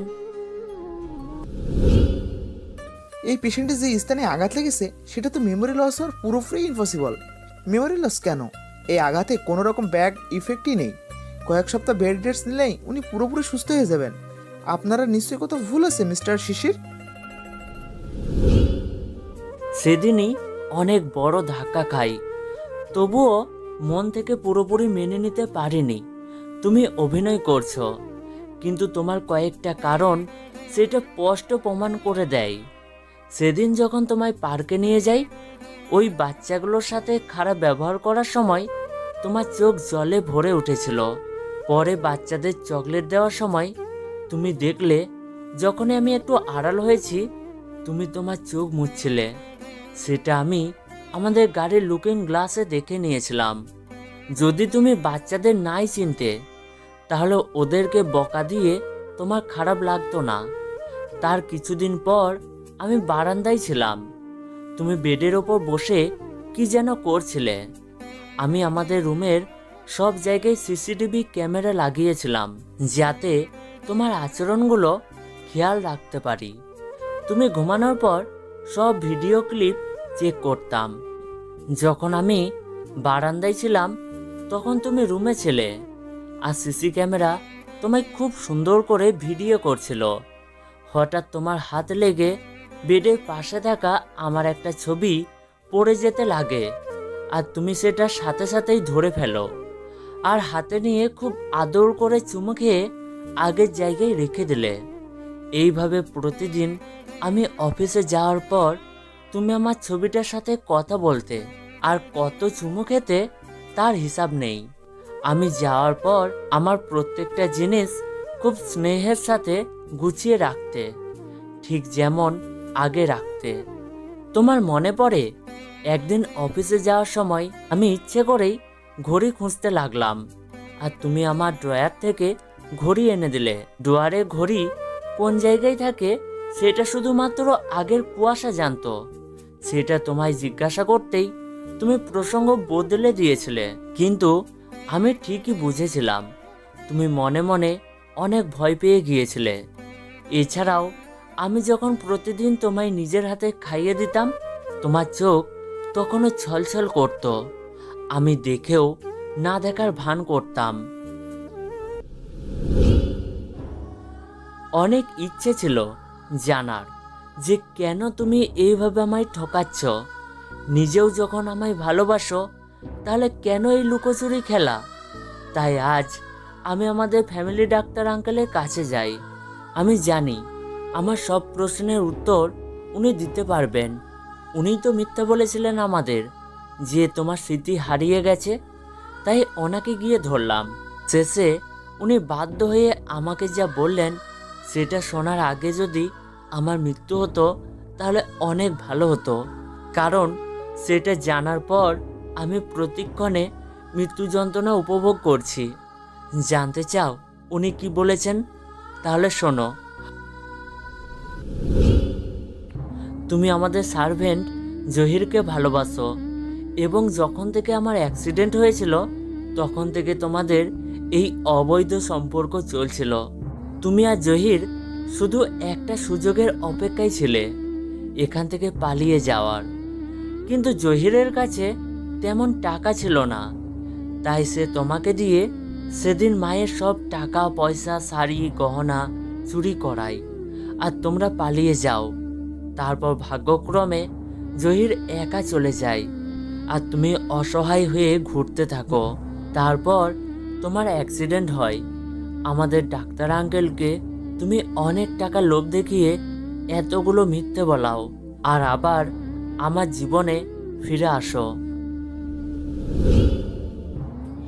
এইটুকু বলে শিশির থেমে আর নিচের দিকে তাকিয়ে থাকে। এইদিকে কুয়াশা যেন বাক্যরুদ্ধ হয়ে গেছে।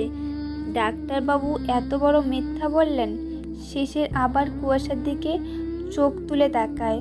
ওর চোখ লাল হয়ে আছে, অনাবরত চোখের পানি পড়ছে। ও হঠাৎ কুয়াশার কাছে এসে ওকে জড়িয়ে বলে, কেন আমার সাথে এমন করলে কুয়াশা? আমার মধ্যে কি ভালোবাসার মতো কিছুই নেই? আমি ধনী বাবার ছেলে, এই জন্যই কি মেয়েরা আমাকে ভালোবাসে? আগে ডলি আমায় ঠকিয়ে চলে গেল, আর এখন তুমি কেন এমন করলে? কেন? সামান্য কয়েকটা টাকার জন্য তুমি কি করে আমার মন নিয়ে খেলতে পারলে? বলো প্লিজ।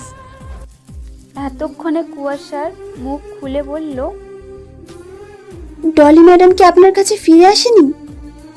ওর তো টাকার দরকার ছিল, যতদিন টাকা দিতে পেরেছি ততদিন ভালোবেসেছে, আর এখন অন্য কারো হাত ধরে ঘুরছে। তারপর আমি তোমায় ভালোবাসতে শুরু করি। কখনো ভাবতে পারিনি তুমি আমার টাকাকে ভালোবাসবে, আমাকে নয়। কেন ঠকালে আমায়? টাকাই কি সব? বলো। এইদিকে কুয়াশা মনে হাজারটা প্রশ্ন ঘুরপাক খাচ্ছে। রাগীবাবু যদি তাকে ভালোবাসে থাকে, তাহলে সেদিন সে চিঠিটা আর ডিভোর্সের কাগজটা কে দিল? কেউ কি তাদের বিরুদ্ধে অনেক বড় ষড়যন্ত্র করছে? কিন্তু কে? রাগীবাবু, যেদিন আমি চলে গিয়েছিলাম সেদিন। বলো কি হয়েছে কুয়াশা? তুমি এমন করছো কেন? কুয়াশা, কি হয়েছে তোমার? কুয়াশার মুখ দিয়ে গল গল করে রক্ত বেরোতে লাগলো। সে কিছুই বলতে পারছে না তার রাগীবাবুকে। রাগীবাবু, বলো কুয়াশা, কি হয়েছে তোমার? কুয়াশা আর দাঁড়িয়ে থাকতে পারল না, ধপাস করে মাটিতে লুটিয়ে পড়ল। শিশির কুয়াশার নাম ধরে চিৎকার করতে যাবে, তখনই ওর রক্ত বমি শুরু হলো। শিশির বুকে হাত চেপে ধরল। অসহ্য যন্ত্রণায় ও কেঁপে উঠল। তারপর নিজের যন্ত্রণার কথা ভুলে গিয়ে কুয়াশাকে ধরতে গেল, কিন্তু এর আগেও নিজেই কুয়াশার সামনে পড়ে গেল। দুজনের নিথর দেহ পাশাপাশি পড়ে আছে। কুয়াশা কোনো মতে মুখ তুলে বলল, রাগীবাবু, আমি আপনাকে ভালোবাসি। ওর সর্বশক্তি দিয়ে কুয়াশা হাত চেপে ধরল। তারপর ধীরে ধীরে বলল, আমি তো তোমার কিচ্ছুটি হতে দেব না, চোখ খোলা রেখো। আমিও তোমাকে খুব ভালোবাসি কুয়াশা। কুয়াশা মুখে একটা হাসি টেনে আস্তে আস্তে চোখ বন্ধ করে ফেলল। এইদিকে শিশিরও শরীরেও এক বিন্দু প্রাণ নেই। সে কুয়াশার হাত শক্ত করে ধরে এভাবেই চোখ বন্ধ করে ফেলল। পবিত্র দুইটি মনের ভালোবাসা কি এখানেই শেষ? চলো প্রয়োজন কি একটা সুন্দর সম্পর্কের এখানেই ইতি টেনে দিল? জিতে গেল উঁচু নিচুর বেয়াদব, আর হেরে গেল ভালোবাসা। কিছুক্ষণ কুয়াশা আর শিশিরের রুম পুরোপুরি নিস্তব্ধ। এইদিকে কুয়াশার শাশুড়ি কুয়াশার একটা আর্তনাদ শুনতে পেয়েছিলেন ঠিকই, কিন্তু অপেক্ষা করছিলেন সঠিক সময়ে। এই সময়টা কেউ বাসায় থাকে না। মিস্টার মুখার্জি অফিসে আর শিশিরও অফিসে থাকে। কুয়াশা মরে গেলে ওর ডেড বডিটা নিঃশব্দে সরিয়ে দেওয়া যাবে, এই ভেবে ধীরে ধীরে কুয়াশার রুমের দিকে পা বাড়ালেন। প্রথমে দরজার কান পাতে দেখলেন কিছু শোনা যায় না। তারপর আস্তে ধাক্কা দিয়ে দরজাটা খুলেন, আর মেঝের দিকে চোখ পড়তেই ভয়ে চিৎকার দিয়ে ওঠেন। কুয়াশা বডির পাশে শিশিরের বডি পড়ে। এটা উনি আশা করেননি। দৌড়ে শিশিরের কাছে যান। কাঁদতে কাঁদতে শিশিরের মাথায় হাত বুলিয়ে বলেন, বাহ, তুই আমার কাছে এত সহজ করে দিলি, ভাবতেও পারিনি। এক ঢিলে 2 পাখি শিকার করতে পারবো। কি আশিক হলো আমার সতীনের ছেলে, বউয়ের বিষ মিশানো খাবার নিজেও খেলো, আর এখন বউয়ের সাথে সহমরণে চলে গেল। বাহ, আমি তো কত প্ল্যানিং করেছিলাম তোকে আর তোর বাপকে মেরে সব সম্পদের মালিক একা হবো বলে, আর তারপর আমি আর আমার লাভিং সুইটার রাজা রানী হয়ে থাকবো। তুই আমার স্বপ্ন এত সহজে পূরণ করে দিলে, নিজের সৎমাকে এত ভালোবাসিস। আচ্ছা তাহলে তোর একটা উপকার করি, তোকে আর তোর গাইয়া বউকে একসাথে মাটিতে পুঁতে দিই, কেমন? ওপারে গিয়ে প্রেম খেলবি, আর আসল মাও তোর ওয়েট করছে ওপারে। যা, বেচারি কি বোকাই না ছিল তোর মা, কি বিশ্বাস করতো নিজের ফ্রেন্ডকে, মানে আমাকে, আর আমি কিনা ওর সব কেড়ে নিলাম। এমনকি প্ল্যানিং করে ওকে খুনও করলাম, যেটা কি পৃথিবী শুধুমাত্র অ্যাক্সিডেন্ট ভেবে ভুল করেছিল। খুব খারাপ তাই না রে আমি? কিন্তু কি করতাম বল, তোর মাকে দেখে খুব হিংসে হতো। আমার যার সাথে বিয়ে হয়েছিল সে তোর বাবার কোম্পানিতে সামান্য এক এমপ্লয় ছিল।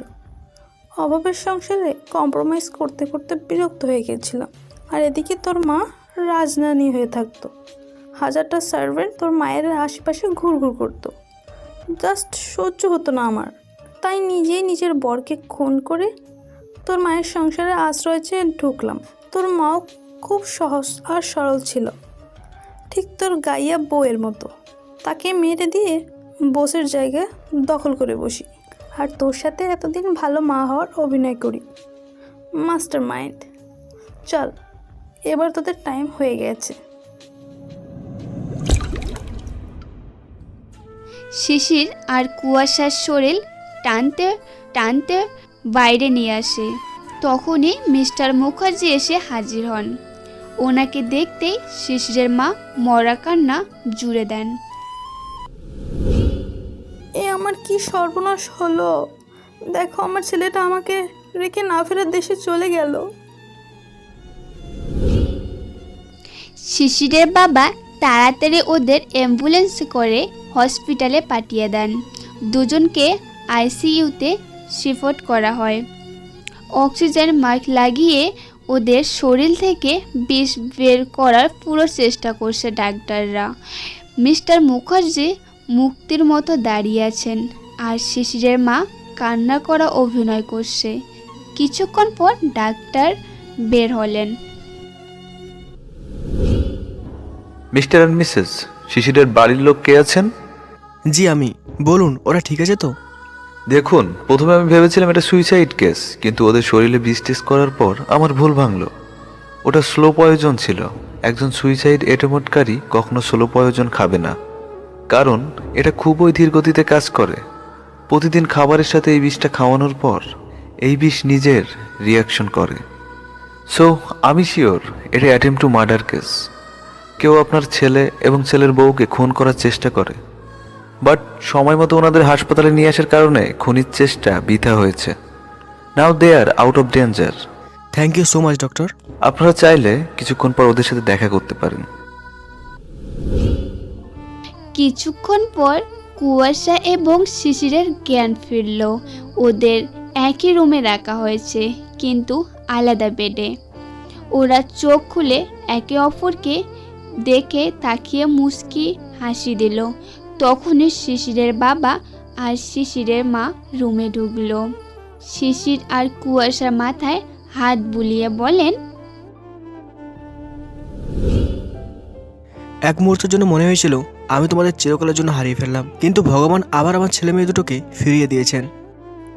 আমার শিশির বেবি। বলে যখনই শিশিরের দিকে হাত বাড়াতে যাবে, তখনই শিশিরের বাবা ওনার হাত ধরে ফেলেন আর বলেন, কোথায় যাচ্ছ এখন? তোমার অন্য কোথাও যাওয়ার সময় হয়েছে। ওনার কথা শেষ হতেই রুমে পুলিশ ফোর্স ঢুকে চারদিকে থেকে মিসেস মুখার্জিকে ঘিরে ফেলল। একজন এসপি হাতঘড়ি নিয়ে বলল, ইউ আন্ডার অ্যারেস্ট। এসবের মানে কি? কিছু বুঝতে পারছো না, তাই তো? আমি বলছি, 22 বছর ধরে তুমি পুরো প্ল্যান করে এসেছিলে সেটা মাত্র 22 মিনিটের একটা ভিডিওই আমায় বুঝিয়ে দিল। তোমার মতিগতি ঠিক নেই। কুয়াশা মায়ের ওপর তুমি ওর কোনো ক্ষতি করার চেষ্টা করবেই, তাই সবার থেকে লুকিয়ে একটা গুপ্তচর তোমার পিছনে লাগিয়ে দিয়েছিলাম 2 দিন আগে। আজ যখন শিশির আর কুয়াশা মাকে মিতাভাবে তুমি তোমার সব ভাবের কীর্তির বর্ণনা দিচ্ছিলে, তখনই আমার গুপ্তচর সব ভিডিও করে নেয়। আর যখনই তুমি ওদের সরিয়ে দিতে যাচ্ছিলে, ও আমায় ফোন করে জানায়, আর আমি অ্যাম্বুলেন্স নিয়ে আসি।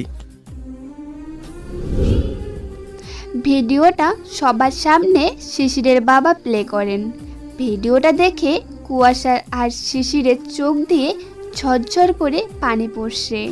শিশির কাঁদছে, যাকে এতদিন নিজ মায়ের মতো ভালোবেসেছিল, সে কিনা শেষ পর্যন্ত এত বড় বিশ্বাসঘাতকতা করলো। আর কুয়াশা কাঁদছে শিশিরের কষ্ট দেখে। শিশিরের বাবা আবার বললেন, শুধুমাত্র টাকার লোভে তুমি আমার সাথীকে খুন করলে, আমার এই ছেলেটাকে মা ছাড়া করলে, তারপর ওর মায়ের জায়গা নিয়ে ওকে খুন করে ওর সম্পদের ভাগ নেওয়ার চেষ্টা করলে। ছি, তুমি নারী, তুমি একজন নারী হয়ে কী করে পারলে এত নিষ্ঠুর হতে? ফুলের মতো বাচ্চা দুটোকে কী করে বেঁচে দিতে পারলে? যে বান্ধবী তোমার বোনের মতো ভালোবাসতো, তুমি তো সাজানো সংসারকে তছনছ করে দিলে। ছি লিলি, ছি, তুমি নারী নামক কলঙ্ক। তো কি করতাম আমি? দোষ তো সাথীর ছিল। ও ছোটবেলা থেকে আমাকে ওর প্রত্যেকটা জিনিসের ভাগ দিত, তাই আমিও ভাগ নিয়েছি ওর সুখের। ওকে খুন করে আমি খুব শীঘ্রই তোকেও খুন করতাম, কিন্তু এইভাবে ধরা পড়ে যাব ভাবতে পারিনি। ইন্সপেক্টর, ওকে নিয়ে যান। দাঁড়াও পাপাই, আসামি আরও একজন আছে। আমি জানতে চাই আমার আর কুয়াশার মাঝে ভুল বোঝাবুঝি কে করেছিল। এই সব মাস্টার প্ল্যান ওনার একার হতে পারে না, এর পিছনে নিশ্চয়ই অন্য কেউ আছে। বাহ, সাথীর স্মার্ট ছেলে। আচ্ছা, তাহলে এটাও বলে দাও, কে সে? আমি ঠিক খুঁজে বের করবই। যা, তোকে একটা ক্লু দেই। ওই লোকটা তোদের পরিবারের সাথে খুব ক্লোজলি রিলেটেড, তোদের ফ্যামিলির ব্যাপারে সব জানে। তুই ওকে অনেকবার দেখেছিস, পারলে খুঁজে বের কর। Best of luck. তারপর পুলিশ মিসেস লিলিকে নিয়ে চলে গেলেন। কুয়াশা আর শিশিরকে বেড রেস্টে রেখে শিশিরের বাবা বের হয়ে গেলেন। শিশির কুয়াশার দিকে তাকিয়ে বলল, এই গায়ে মেয়ে আমায় বিয়ে করবে? কুয়াশা লজ্জায় চোখ বন্ধ করে ফেলল। আজ আমাকে আর কুয়াশাকে হসপিটাল থেকে ডিসচার্জ করা হবে। আমার পাপা বাকি ফর্মালিটিগুলো মেটাতে গেছেন। আমাদের কেবিনে এখন শুধু একটা নার্স আছে। আমি অপেক্ষা করছি কখন নার্সটা একটু বেরোবে। কিছুক্ষণ পর আমি একটা বুদ্ধি বের করলাম। নিজের পাশে থাকা জলের বোতলটা বালিশের নিচে লুকিয়ে নার্সকে জল দিতে বললাম। নার্স দেখলো রুমে জল নেই, তাই সে জল আনতে বেরিয়ে গেল। আমি টুপ করে উঠে দরজা লাগিয়ে দিলাম। কুয়াশা আমার দরজা লাগানো দেখে হতভম্ব হয়ে গেল। কি ব্যাপার, আপনি দরজা লাগালেন কেন? হুম,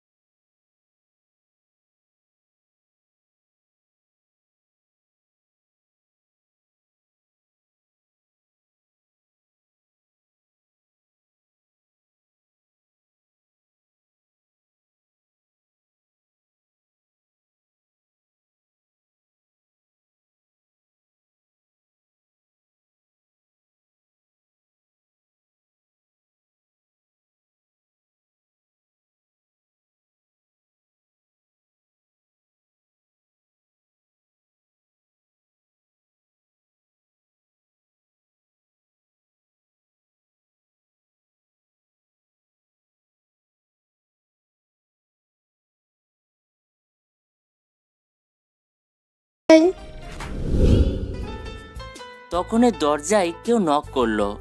আমি গিয়ে দেখলাম আমার পাপা হাসি মুখে দাঁড়িয়ে আছে।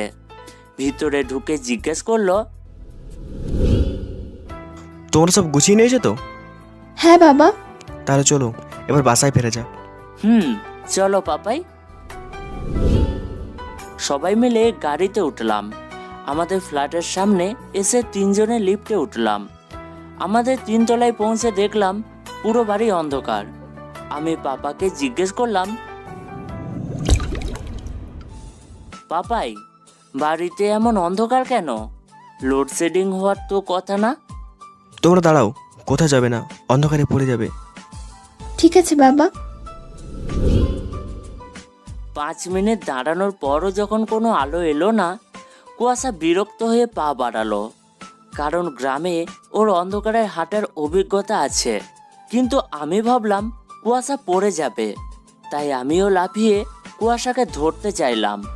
শেষের টাল সামলাতে না পেরে দুজনে একে অপরকে জড়িয়ে ধরে মেঝেতে গেলাম পড়ে। তখনই ধীরে ধীরে বাড়ির সব লাইট জ্বলে উঠল। কিছু বুঝে ওঠার আগেই অনেকজন একসাথে চেঁচিয়ে উঠলো সারপ্রাইজ বলে। আমি আর কুয়াশা দেখলাম পুরো বাড়িটা বিভিন্ন বেলুন আর ফুল দিয়ে সাজানো। উপরে বড় করে দেওয়ালে লেখা, welcome home our king and queen. আমার পাপা আর ওনার কিছু বন্ধুরা একটা কেক নিয়ে গোল হয়ে দাঁড়িয়ে আছেন। অতিথিরা কেউ কেউ মুখ টিপে টিপে হাসছে আমাদের অবস্থা দেখে। এতক্ষণে আমাদের খেয়াল হলো আমরা একে অপরের গায়ের উপর পড়ে আছি, আর সেটা সবাই দেখছে। তখনই দুজনে লজ্জা পেয়ে তাড়াতাড়ি উঠে দাঁড়ালাম। তারপর আমি জিজ্ঞেস করলাম, এসব কি পাপাই? তেমন কিছু না, তোমরা এতদিন পর বাসায় ফিরে আসছো, তাই তোমাদের জন্য একটা ছোট্ট সারপ্রাইজ পার্টি প্ল্যান করলাম। চলো এখন দুজনে কেক কাটবো, দাঁড়িয়ে থেকো না। আমি কুয়াশার দিকে হাত বাড়ালাম। কুয়াশা আমার হাতে হাত রাখলো। তারপর দুজনে কেক কাটলাম। তারপর সবাই একে অন্যকে কেক খাইয়ে দিলাম। এরপর অতিথিরা সহ সবাই রাতের ডিনার সেরে যে যার ঘরে ঘুমাতে চলে গেলাম।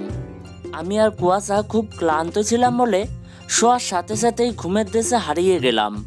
সকালে পর্দার ফাঁক দিয়ে আসা মিষ্টি রোদের আলোয় আমার ঘুম ভেঙে গেল। আমি উঠে দেখলাম কুয়াশা এখনো ঘুমিয়ে আছে। ঘুমের মধ্যে ওকে যেন পুরো বাচ্চার মতো লাগছে। কি যেন মনে করে আমি কুয়াশার চুলে বিলি কাটতে লাগলাম। তারপর কপালে চুমু খেয়ে উঠে পড়লাম। ওয়াশরুমে গিয়ে ফ্রেশ হয়ে বের হলাম। তারপর দেখি কুয়াশা উঠে গেছে, আর কখন উঠে স্নান সেরে আয়নার সামনে গিয়ে টাওয়েল দিয়ে চুল মুছছে। তাই দেখে লোভ সামলাতে না পেরে পিছন থেকে এসে ঝাপটে ধরলাম। কুয়াশা পিছন ফিরে দেখলো আমি। কুয়াশা কিছুটা লজ্জা পেয়ে জিজ্ঞেস করলো, কি হয়েছে? এখন তুমি আমাকে উঠিয়ে দাও না কেন? এতদিন তো আপনি নিজে নিজে উঠতেন, তাই আমি ভাবলাম আজ উঠে যাবেন। আমি কিছু না বলে কুয়াশার হাত থেকে টাওয়েলটা নিয়ে ও চুল মুছতে লাগলাম। তারপর বললাম, ঘুমের মধ্যে দিতে পারো, জেগে থাকতে দিলে সমস্যা কি? মানে কিসের কথা বলছেন? তোমার মিষ্টি ঠোঁটে ছোঁয়া। ইস, আপনি ঘুমাননি? না, এখন দাও না প্লিজ।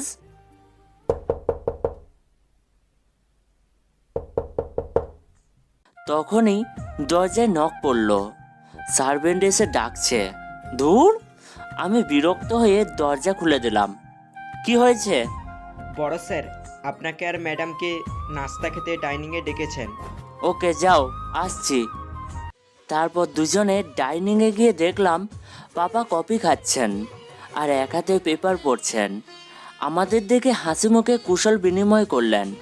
তারপর আমরা দুজনে খেতে বসলাম। আজ অনেক দিন পর সবাই একসাথে বসে খাচ্ছি, তাই না পাপাই? তুমি আজকে পেপার পড়ছো? না, কেন পাপাই? পাপা কিছু না বলে পেপারটা আমার দিকে এগিয়ে দিলেন। আমি বিস্ময়ের সাথে পেপারটা নিলাম। তারপর পেপারে হেডলাইন পড়তে লাগলাম। ঢাকার টপ ব্যবসায়ীদের মধ্যে একজন হচ্ছেন মিস্টার মুখার্জি। ওনার দ্বিতীয় পক্ষের স্ত্রী এখন পুলিশের হাজতে। আদালতের রায় মুখার্জি সাহেবের প্রথম স্ত্রীকে খুন এবং ওনার একমাত্র ছেলে এবং ছেলের বউকে খুন করার অভিযোগে মিসেস লিলি মুখার্জির ফাঁসির হুকুম হয়েছে। হেডলাইনটা পড়ার পর সবার মুখ থমথমে হয়ে যায়।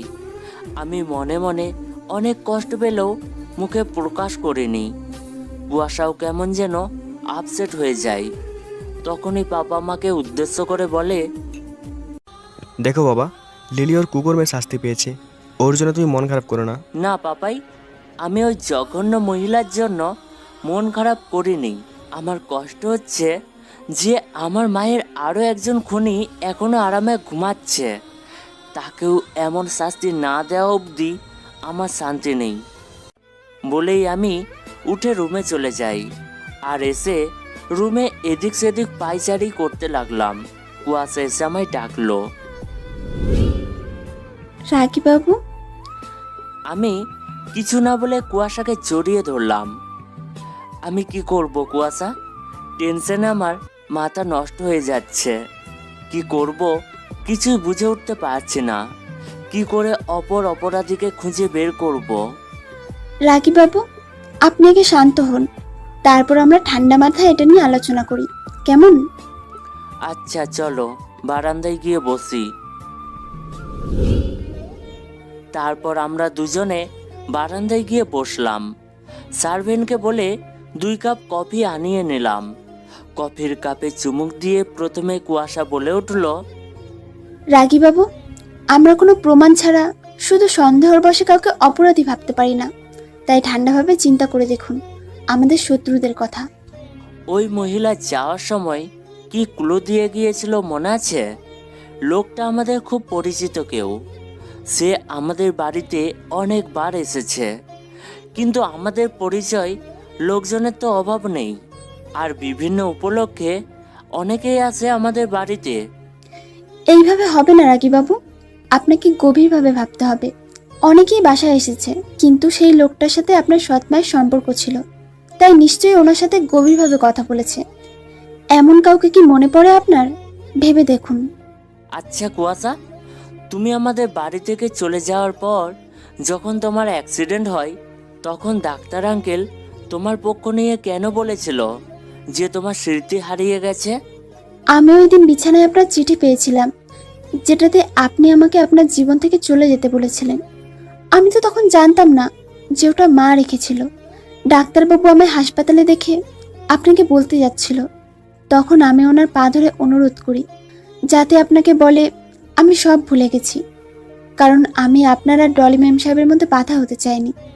আর সালার বেটা আমায় পুরো ঘটনা উল্টো বলে। তুমি নাকি আমাদের একটা সার্ভেন্টকে, ধ্যাত, মাথাটাই খারাপ হয়ে গিয়েছিল সেদিন। আচ্ছা 1 মিনিট, ডাক্তার আঙ্কেল আমায় বানিয়ে বানিয়ে মিথ্যা বললো কেন? উনি কেন চাইবেন যে তুমি আর আমি আলাদা হয়ে যাই?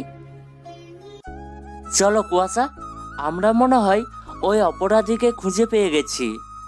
তারপর আমি কুয়াশাকে নিয়ে ডাক্তার আঙ্কেলের চেম্বারে যাই। গিয়ে দেখি উনি রোগী দেখছেন। ডাক্তার আমাদের দুজনকে দেখে কিছুটা ঘাবড়ে গেল। রোগীদের বিদায় দিয়ে আমাদের দুজনকে বসতে বলল। কেমন আছেন ডাক্তার আঙ্কেল? এই তো ভালো। তোমাদের কি অবস্থা? ভালো। আমরা আপনাকে দেখো, আমি কিছু জানি না, আমি কিছু করিনি, প্লিজ আমাকে বিরক্ত করো না। বাহ, নিজে থেকেই বলছেন কিছু জানেন না? আমরা তো এখনো কিছু জিজ্ঞাসা করিনি। ব্যাপার কি ডাক্তারবাবু, আপনি এত ঘামছেন কেন? বললাম তো আমাকে বিরক্ত করো না, যাও এখান থেকে। যাবই তো, তার আগে একটা কথার উত্তর দিন।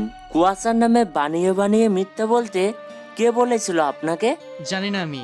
ঠিক আছে, বলা লাগবে না। যা বলানোর সব পুলিশ বলবে। কি বলছো? পুলিশ কেন? এই পেন ড্রাইভে আপনার বিরুদ্ধে সব প্রমাণ জোগাড় করে নিয়েছি। এখন যদি ভালোই ভালোই না বলেন তাহলে আমি এটা পুলিশকে দেব। দেখো, আমি তেমন কিছু করিনি। এই কেসের গোড়ায় অন্য কেউ আছে, আর সে তোমাকে অনেক বড় শত্রু। আমি শুধু তার কথা মতো তোমার কাছে কুয়াশার বদনাম করি। সে আমায় অনেকগুলো টাকা দিয়েছিল, তাই আমি তোমার এই মিথ্যা কথাগুলো বলেছিলাম। এটা ছাড়া আর কোনো অপরাধ করিনি আমি, প্লিজ বিলিভ মি। কিন্তু সেই মাস্টার মাইন্ডটা কে আঙ্কেল? ও ও ও তো অনেক বড় লোক, খুব ডেঞ্জারাস। তোমাদের সামনে আরো অনেক বিপদ হতে পারে, সাবধানে থেকো। এই লোকটার নাম হচ্ছে... এর আগেই ঠাস করে একটা গুলির শব্দ হয়, আর ডাক্তার আঙ্কেল বুকে হাত দিয়ে মাটিতে ধপাস করে পড়ে যান। আমি গুলি চালানো লোকটার পিছনে দৌড়াতে লাগলাম, কিন্তু লোকটা একটা গলির মুখে গিয়ে কথাই যেন মিলিয়ে গেল। আমি কিছুতেই লোকটাকে ধরতে পারলাম না, আর মুখও দেখতে পারিনি ঠিক করে, কারণ লোকটার মুখে মাস্ক ছিল। আমি চেম্বারে ফিরে এসে ডাক্তার আঙ্কেলকে হসপিটালে নিয়ে গেলাম। তারপর কুয়াশাকে নিয়ে বেরিয়ে গেলাম বাড়ির দিকে। রাত হয়ে গেল, আমি মন খারাপ করে শুয়ে আছি। কুয়াশা এসে ডাকলো ডিনার করতে, আমি না করে দিলাম। তারপর কুয়াশা রুমে খাবার নিয়ে এসে আমাকে নিজের হাতে খাইয়ে দিল। খাওয়া শেষে আমি কুয়াশাকে জড়িয়ে ধরে বললাম, সব ঠিক হয়ে যাবে তো কুয়াশা? হসপিটাল থেকে ফোন এসেছিল, ডাক্তার আঙ্কেল নাকি কোমায় চলে গেছেন। এবার আমরা কি করে অপরাধীর নাম জানবো? সে চায় না আমরা তার নাগাল পাই, তাই সে ডাক্তার আঙ্কেলকে খুন করতে চেয়েছিল। আচ্ছা, আমরা কি কোনোদিন খুনিকে ধরতে পারবো না? চিন্তা করবেন না রাগীবাবু, সব ঠিক হয়ে যাবে, আমি আছি তো। এখন তুমি আর পাপাই তো আমার বেঁচে থাকার কারণ। তারপর আমি কুয়াশাকে বুকে নিয়ে পরম শান্তিতে ঘুমিয়ে পড়লাম। সকালে কেমন যেন অস্বস্তিতে আমার ঘুম ভেঙে গেল। আমি ঘুম থেকে উঠে দেখলাম কুয়াশা আমার পাশে নেই, আর পুরো রুমের জিনিস লন্ডভন্ড হয়ে আছে, যেন এক রাতে সুনামি এসে গেছে এই রুমে। আমি তাড়াতাড়ি উঠে কুয়াশাকে খুঁজতে লাগলাম, কিন্তু পুরো বাড়ি খুঁজেও কুয়াশাকে কোথাও পেলাম না। এক অজানা ভয় আমাকে ঘিরে ধরলো। ডাক্তার আঙ্কেলের কথা কানে ভাসতে লাগলো, সামনে তোমাদের আরো বিপদ, সাবধানে থেকো। আমি ধপ করে মাটিতে বসে পড়লাম। লোকটা আমার কুয়াশার কোনো ক্ষতি করে বসেনি তো? হঠাৎ বারান্দার দেওয়ালের দিকে চোখ পড়তেই আমি স্তব্ধ হয়ে যাই। দেওয়ালে লাল রং দিয়ে লেখা, কি রে মজনু, বউকে খুঁজে পাচ্ছিস না? কি করে পাবি? সে আমার কাছে, আর মৃত্যু যে তার আরো কাছে। আমি দেখলাম মেঝেতে কুয়াশার একটা ভাঙা কাচের চুড়ি পড়ে আছে। শয়তান, আমি প্রত্যেকটা কষ্টের মূল্য কড়া গন্ডাই উসুল করব। আমার কুয়াশার গায়ে যদি একটা ফুলের টোকা দিস, আমি তো চামড়া ছিঁড়ে ফেলবো। শিশির কুয়াশাকে হারিয়ে পাগলের মতো চিৎকার করতে থাকে। রুমের সব জিনিস ভাঙতে শুরু করলো। তার মাথায় কিছুই ঢুকছে না। সেই অচেনা অপরাধীটা ওদের কাছে কি চায়? শিশির মনে মনে ভাবতে থাকে, সে কেন বারবার কুয়াশাকে আমার কাছ থেকে কেড়ে নিতে চাই? আমার তো কোনো শত্রু নেই, তবে কেন লোকটা আমাকে আর কুয়াশাকে এত কষ্ট দিচ্ছে? কুয়াশাকে ছাড়া সব শূন্য লাগছে তার। মনে হচ্ছে যে তার বুকের ভেতরে সব ফাঁকা হয়ে গেছে। ভাঙা ফুলদানির টুকরোর সাথে ওর হাত লেগে হাত কেটে যায়। সে উন্মাদদের মতো মেঝেতে পড়ে থাকে। এদিকে ধীরে ধীরে কুয়াশা চোখ খুলে নিজেকে এক অন্ধকার রুমে বাঁধা অবস্থায় আবিষ্কার করে। নিজে থেকে বলে ওঠে, এ আমি কোথায়? ঘরের মধ্যে এতই অন্ধকার যে আশেপাশে কি আছে কিছুই বোঝা যাচ্ছে না। শুধু এইটুকু অনুভব করতে পারছে সে একটা চেয়ারে বসে আছে, আর তার হাত পা চেয়ারের সাথে বাঁধা। ও এখানে কি করে এলো? যতটুকু মনে পড়ে, আমি তো রুমে ছিলাম, আর রাগীবাবু তো ঘুমাচ্ছিলেন। তখনই পেছন থেকে কেউ যেন মুখ চেপে ধরে। তারপর আর কিছুই মনে নেই। কুয়াশার বুকে এক অজানা ভয় কাজ করছে। সে চিৎকার করতে থাকে, রাগীবাবু, কোথায় আপনি? আমার খুব ভয় করছে এই অন্ধকারে। আমাকে নিয়ে যান প্লিজ। কুয়াশা কাঁদতে থাকে আর কেউ একজন পায়ের উপর পা তুলে কয়েকটা টিভির সামনে বসে আছে। ভিডিওগুলোতে বিভিন্ন জায়গার ফুটেজ দেখাচ্ছে। একটা ভিডিওতে কুয়াশা যেখানে বন্দি সেটা দেখাচ্ছে, আর একটা শিশিরের রুমের দৃশ্য, মানে শিশিরকে দেখাচ্ছে। হঠাৎ লোকটা অট্ট হাসিতে ফেটে পড়ল। তারপর শিশিরের ফোনে কল দিল। শিশির অবশ্যই একপাশে পড়েছিল। হঠাৎ ফোন বেজে ওঠায় চমকে ওঠে, রিসিভ করে কানে দেয়। হ্যালো হ্যালো হ্যালো রোমিও শিশির, জুলিয়েটকে ছাড়া প্রাণ বেড়ে যাচ্ছে বুঝি? কুত্তার বাচ্চা, কে তুই? কাপুরুষের মতো পিছন থেকে অ্যাটাক করিস কেন? সাহস থাকলে সামনে আয়, তারপর তোকে বুঝিয়ে দেব আমি কি জিনিস। কুল কুল, মুভির হিরোদের মতো ডায়লগ দিচ্ছিস যে। আমাকে তো ভিলেন বানিয়ে দিলি। ও হ্যাঁ, আমি তো ভিলেন, কিন্তু এখনো পর্যন্ত তোর নায়িকার কোনো ক্ষতি করিনি। সেটা করলেই পুরোপুরি ভিলেন হয়ে যাব। হা হা হা হা। ওই হারামি, তুই যে হাত দিয়ে আমার কুয়াশাকে স্পর্শ করবি তো সেই হাত আমি ছিঁড়ে ফেলবো। শুধু এইটুকুতেই এত রেগে যাচ্ছিস? তাহলে ভেবে দেখ, যখন আমার লিলিকে ফাঁসি দেওয়া হয়েছিল তখন আমার কেমন কষ্ট হয়েছিল। এখন তোকে আমি সেই কষ্টই ফিরিয়ে দিব। কে তুই? আমার সাথে কিসের শত্রুতা তোর? বল, আমার নিষ্পাপ কুয়াশা তোর কি ক্ষতি করেছিল? আমি কে সেটা জানতে হলে তো তোকে আমার কাছে আসতে হবে। কোথায় তুই? বল আমাকে। নো নো রোমিও, এত সহজেই বলে দিলে তো হবে না। তোকে তোর জুলিয়েটের টানে আসতেই হবে।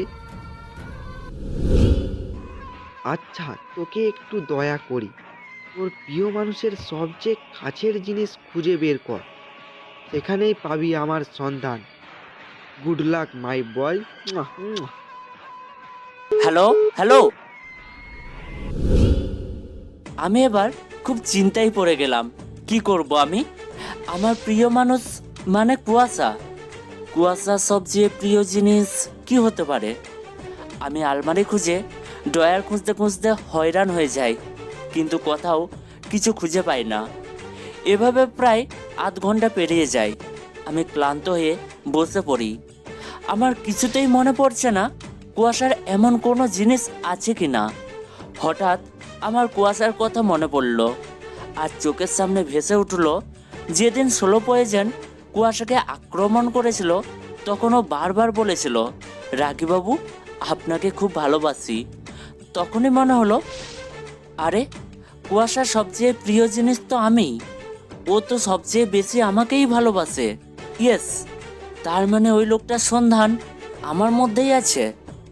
আমি সাথে সাথেই নিজের শার্টের পকেটে হাত দিলাম আর একটা চিরকুট পেলাম। আমার মুখ উজ্জ্বল হয়ে উঠল। ভেবেছিলাম হয়তো এখানে লোকটার ঠিকানা থাকতে পারে, কিন্তু এখানে লেখা ছিল, ভালো চেষ্টা ছিল, আমি তোর খুব কাছেই আছি। জায়গাটা হয়তো তোর প্রিয় মানুষের পছন্দেরও হতে পারে। আমি ভাবলাম কুয়াশার পছন্দের জায়গা তো পার্কটা ছিল, যেখানে আমরা প্রায় বেড়াতে যেতাম। আমি গাড়ি নিয়ে পার্কে ছুটে গেলাম। এদিক সেদিক দৌড়াচ্ছি আমি। অন্যদিকে লোকটা সিসি ক্যামেরায় সব দেখছে আর হাসছে। শিশির পুরো পার্ক খুঁজে কোথাও কুয়াশাকে পেল না। পরে ও ভাবলো, পার্ক তো পাবলিক প্লেস, লোকটা তো এত বোকা নয় যে এখানে কুয়াশাকে আটকে রাখবে। আমি আবার গাড়িতে উঠে ভাবতে লাগলাম কুয়াশার প্রিয় জায়গা। আর কোথাও তো যায়নি কুয়াশা, শুধু আমাদের বাড়ির বারান্দা। ও শিট, বারান্দার কথা তো এতক্ষণ আমার মাথায় আসেনি। আমি তাড়াতাড়ি বাড়িতে পৌঁছাই। বারান্দায় গিয়ে নিচে তাকিয়ে দেখি, তারপর লিফট বেয়ে নিচে নামি। 1 মিনিট, বারান্দার প্রিয় জায়গা। আর সে যে কুয়াশাকে বারান্দায় আটকে রাখবে এমন তো নাও হতে পারে। আমি এসে বারান্দা বরাবর নিচে দাঁড়ালাম, যেখান দিয়ে আমাদের বারান্দা দেখা যায়, কিন্তু কিছু বোঝা যাচ্ছে না। ও সিট, এতক্ষণ তো খেয়ালই ছিল না। আমাদের ফ্ল্যাটের আন্ডারগ্রাউন্ডে তো একটা ফ্লোর আছে যেখানে গাড়ি পার্ক করা হয়। আমি তাড়াতাড়ি আন্ডারগ্রাউন্ডে ঢুকে দেখি পুরোটা অন্ধকার। মোবাইলের আলোতে এগোতে থাকলাম। ঠিক যে জায়গা বরাবর উপরে আমাদের বারান্দা আছে, সেই জায়গায় মাটিতে একটা লোহার দরজা দেখতে পেলাম। আমি অনেক চেষ্টা করি ওটা খোলার, কিন্তু ওখানে ডিজিটাল লক থাকায় খুলতে ব্যর্থ হলাম। পাসওয়ার্ড ইন করতে বলে, কিন্তু আমি তো সেটা জানি না। কিছুক্ষণ বসে চিন্তা করতে থাকলাম। তারপর ভাবলাম ওই লোকটা বলেছিল কুয়াশার টানে আমি ওর কাছে পৌঁছাতে পারবো, তার মানে পাসওয়ার্ড হবে কুয়াশা। কুয়াশার নাম টাইপ করতেই দরজাটা শব্দ করে খুলে যায়। আমি লাফ দিয়ে নিচে নামি আর দেখতে পাই অনেক দূরে চেয়ারে কে যেন অজ্ঞান অবস্থায় বসে আছে। আর একটু কাছে যেতেই দেখি ওটা কুয়াশা। আমি যখনই কুয়াশার দিকে পা বাড়ালাম তখনই আমার শরীরে যেন বিদ্যুতের ঝাঁকুনি অনুভব হলো, আর আমি ধপাস করে মাটিতে পড়ে গেলাম। যখন চোখ খুললাম দেখতে পেলাম আমাকে কেউ পিলারের সাথে বেঁধে রেখেছে, আর অন্য একটা পিলারে কুয়াশাও আছে। দেখতে পেলাম কুয়াশা কেমন যেন ঝিমুচ্ছে। আমি কুয়াশাকে ডাকতে লাগলাম, কুয়াশা। রাগী বাবু, আমি বাসায় যাব। তখনই কেউ যেন বলে ওঠে, বাউ, অনেক ভালোবাসিস বউকে বলতে হবে, না হলে আমার নাগাল পেতিস না। কে তুই? সামনে আয়। কিছুক্ষণ পর লোকটা আমাদের সামনে আসে। আমি তাকে দেখে থমকে গেলাম। আবির আঙ্কেল, আপনি? হ্যাঁ, চিনতে পেরেছিস? আমি তোর বাপের বিজনেস পার্টনার, কিন্তু এটা ছাড়াও আমার একটা সম্পর্ক আছে তোদের সাথে। কিসের সম্পর্ক? আমি আর কেউ না, তোর কাকা হয়, তোর বাপের তাই। শুধু এই নয়, খুব ভালো বন্ধু ছিলাম আমরা, একসাথে বড় হয়েছি আমরা। আপনি আমার কাকা হন? আমি তো আজ জানতে পারলাম। হ্যাঁ জানি, তোর বাপ তোকে কখনো বলেনি, কিন্তু এটাই বাস্তব। তাহলে আপনি এসব কেন করেছেন? কারণ আমি তোর বাপকে শাস্তি দিতে চেয়েছিলাম, তাকে তার কুকর্মের সাজা দিতে চেয়েছিলাম। কি করেছে পাপাই? শুনতে চাস? আমাকে দেখ, আমি আজ যে অবস্থানে, সেই আমি নিজের কষ্টের কারণে আছি। অনেক বছর আগে তখন তোর বাবা বিয়ে করেনি। আমাদের দাদার অনেক জমি জায়গা ছিল, আমরা অনেক বড় বংশের ছেলে ছিলাম, শুধু 2 ভাই ছিলাম বংশে। আমি ছোটবেলা থেকে পড়াশোনায় একটু কাঁচা ছিলাম, ছবি আঁকতে ভালোবাসতাম, তাই সব সময় এটাই নিয়ে পড়ে থাকতাম। কিন্তু তোর বাবা ছিল ক্লাসের ফার্স্ট বয় এবং দেখতে শুনতে অনেক সুন্দর, তাই সবার চোখের মণি ছিলেন সে। সবাই আমাকে শুধু তোর বাপের তুলনা দিত, কখনো আমার প্রতিভাকে প্রত্যাহ করতো না। তাই দাদা মরার সময় তার সব সম্পত্তি তোর বাবার নামে দিয়ে দেয়। আমি তখন কিছু বলিনি। তারপর তোর বাপ বিয়ে করে অনেক বড় ফ্ল্যাট তুলে, কিন্তু আমি কিছুই করতে পারিনি তখন।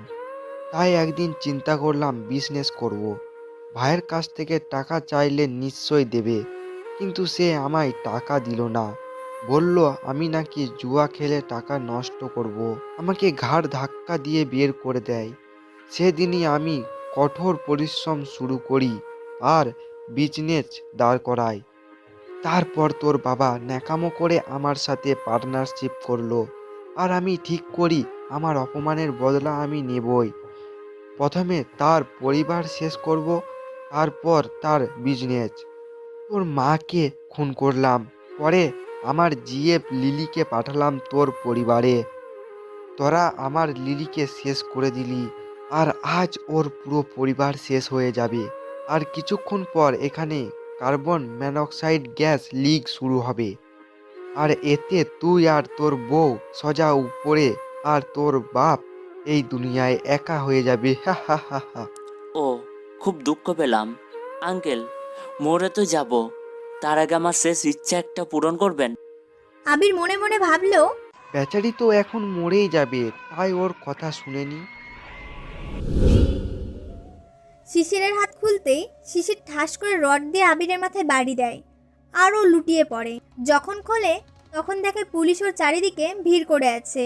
শিশির ওর কাছে গিয়ে বলল, লিলিকে খুব মিস করছিস তাই না?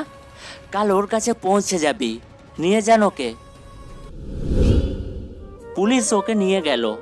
তারপর আমি কুয়াশার মুখে পানি ছিটিয়ে ওর সেন্স ফেরালাম। কুয়াশা আমাকে দেখতেই জড়িয়ে ধরলো। আর ভয় নেই কুয়াশা, আমাদের সব বিপদ কেটে গেছে। পিছন থেকে আমার পাপা বলে উঠলেন, এখনো একটা কাজ বাকি। কি কাজ পাপাই? আরে তোমাদের বিয়ে। আমার অনেক ইচ্ছে ছিল আমার একমাত্র ছেলের অনেক ধুমধাম করে বিয়ে দেবো, কিন্তু গ্রামে হুট করে বিয়ে হয়ে গেল আর ইচ্ছেটাও পূরণ হলো না। কিন্তু এবার হবে, পুরো ঢাকা দেখবে এবার আমার ছেলের বিয়ে। সবাই অনেক আনন্দ করে বাড়িতে ফিরলাম। আমার পাপা বিয়ের তোড়জোড় শুরু করে দিলেন। শপিং মেকওভার করতে করতে কুয়াশা হয়রান। কুয়াশার বাবা মাকে গ্রাম থেকে আনা হলো। এতদিন পর বাবা মাকে দেখে কুয়াশা আনন্দে দিশাহারা হয়ে গেল। আর কুয়াশার বাবা মা দিশাহারা হলো আমাদের ফ্ল্যাট দেখে। আমি বুঝতে পেরেছিলাম ওনারা এলে কুয়াশা অনেক খুশি হবে। তাই আমি সকাল সকাল কাউকে কিছু না বলে গ্রামে গিয়ে ওনাদের নিয়ে আসলাম। আমি এখন কুয়াশার ছোট ছোট জিনিসের খেয়াল রাখি। বিয়ের সব অনুষ্ঠান পালন করা হলো। অবশেষে অনেক জাঁকজমকভাবে কুয়াশা আর আমার বিয়ে হলো। আমার পাপা তো অনেক খুশি। রাত 12টার দিকে সব অতিথিরা চলে গেল। আমি ধীর পায়ে নিজের রুমের দিকে এগোলাম। রুমে ঢুকে দেখি পুরো রুম অনেক সুন্দর করে ডেকোরেট করা হয়েছে। বাহ, কয়জন জীবনে দুইবার বাসর রাত পাই। আগেরটা ওয়েস্ট করেছি, কিন্তু এবারেরটাকে কাজে লাগাতে হবে। আমি ভেবেই আপন মনে হাসলাম। কুয়াশা উঠে আমাকে প্রণাম করতে এলো, কিন্তু আমি ওকে থামিয়ে দিয়ে বললাম, ভালোবাসার স্থান পায়ে নয় বুকে হয় বোকা মেয়ে। নাও, এটা তোমার গিফট। এতে কি আছে রাগী বাবু? না খুললে বুঝবে কি করে? কুয়াশা আর কিছু না বলে খামটা খুলে পড়ল আর আমার দিকে অবাক চোখে তাকিয়ে রইল। ওর চোখের জল ছলছল করছে। কি ছিল ওই খামে জানতে চান? তাহলে শুনুন, অনার্সের অ্যাডমিশন ফর্ম। কুয়াশার এমন তাকিয়ে থাকা দেখে আমি ওর কাঁধে হাত রেখে বললাম, কুয়াশা, আমি চাই না কেউ আমার বউকে গাইয়া মেয়ে বলুক। তাই আমি চাই আমার বউ যেন ওদের দেখিয়ে দেয় যে ও ওদের চেয়েও বেশি মডার্ন। তাই তুমি কাল থেকে কলেজে যাবে, তোমার পড়াশোনা শেষ করবে, একদম এই পরিবেশের সাথে নিজেকে খাপ খাইয়ে নেবে। তখন দেখবে যারা তোমাকে অপমান করতো তারা তোমাকে দেখে জেলাস ফিল করছে। কি যাবে তো? আমার এই ইচ্ছা পূরণ করবে তো? আনন্দে কুয়াশা আমাকে জড়িয়ে ধরলো। রাগী বাবু, থ্যাংক ইউ সো মাচ। আমি সত্যি আপনার মতো জীবনসঙ্গী পেয়ে ধন্য। Thank you very much. আমি মুখ বাঁকিয়ে বললাম, শুধু থ্যাঙ্কস বললে হবে নাকি? আমি আর কিছু পাবো না? সরি, আমি আপনার জন্য গিফট কিনতে পারিনি। এই বোকা মেয়ে, আমি কি ওই গিফটের কথা বলেছি নাকি? আমি তো এটা বলেই কুয়াশার দিকে এগোতে লাগলাম। তখন কুয়াশা আমাকে থামিয়ে বলল, এই কি করছেন? আগে লাইট অফ করুন, সবাই আমাদের দেখছে। কই কুয়াশা, এই রুমে তুমি আর আমি ছাড়া আর তো কেউ নেই। আহা, বোঝেন না কেন? পাঠক পাঠিকারা সবাই হাঁ করে তাকিয়ে আছে, দেখুন। ও সরি, বন্ধু বান্ধবীরা, এইভাবে কারোর বাসর রাতে উকি দেওয়া উচিত না। কাল সকালে দেখা হবে। Good night. লাইট অফ করে দিলাম, আর দেখতে পাবে না। তারপর লাইট অফ। সকাল হলো, কিন্তু আজকের সকালটা একটু বেশি সুন্দর লাগছে কুয়াশার কাছে। ও জানালা থেকে পর্দা সরায়। সকালের মিষ্টি রোদ এসে শিশিরের মুখে পড়ে। ওকে দেখতে খুবই মায়াময় লাগছে। কুয়াশা শিশিরের কপালে একটা চুমু খেয়ে ওকে ধাক্কা দিতে লাগলো। রাগী বাবু, উঠুন না, আর কত ঘুমাবেন? নাস্তা করে কলেজে যেতে হবে, ভুলে গেলেন? আর একটু ঘুমাই না প্লিজ। তাহলে আমি একাই যাচ্ছি, আপনি ঘুমান। কুয়াশা যেতেই শিশির ওকে টান দিয়ে নিজের পাশে শুইয়ে দিল। এই এই, কই যাচ্ছ তুমি?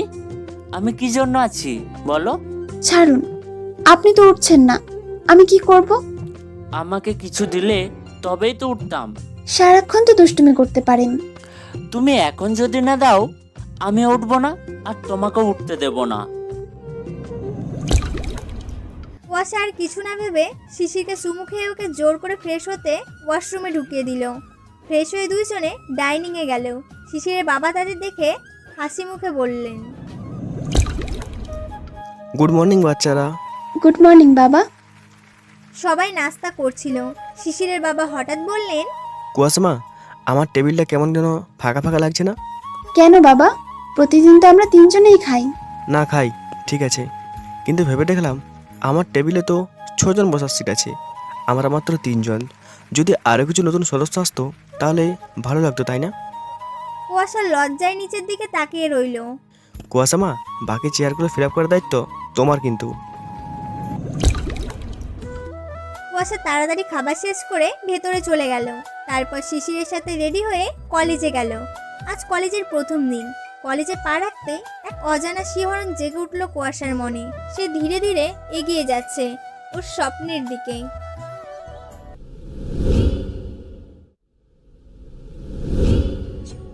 সময়ের সাথে জীবন অনেকটা বদলে যায়, তেমনই বদলে গেছে কুয়াশার জীবন। এখনকার কুয়াশার সেই আগের গাইয়া কুয়াশা নয়, ঢাকার নামী ফ্যাশন ডিজাইনার। ওকে দেখে এখন যে কারোরই তাক লেগে যাওয়ার উপক্রম। ডিজাইনার শাড়ি আর হিজাবে ওকে যেন অপসরার মতো লাগছে। ও এখন ফ্যাশন ডিজাইনের ট্রেনিং নিয়ে বাসায় ফিরছিল। তখনই একটা ছেলে ওর পিছনে এসে দাঁড়ায়।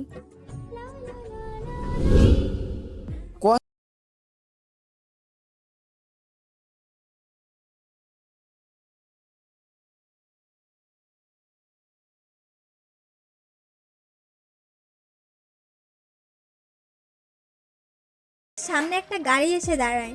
গাড়ি থেকে বের হয় ফুটফুটে দুইটি যমজ বাচ্চা। তারা কুয়াশাকে দেখে দৌড়ে আসলো।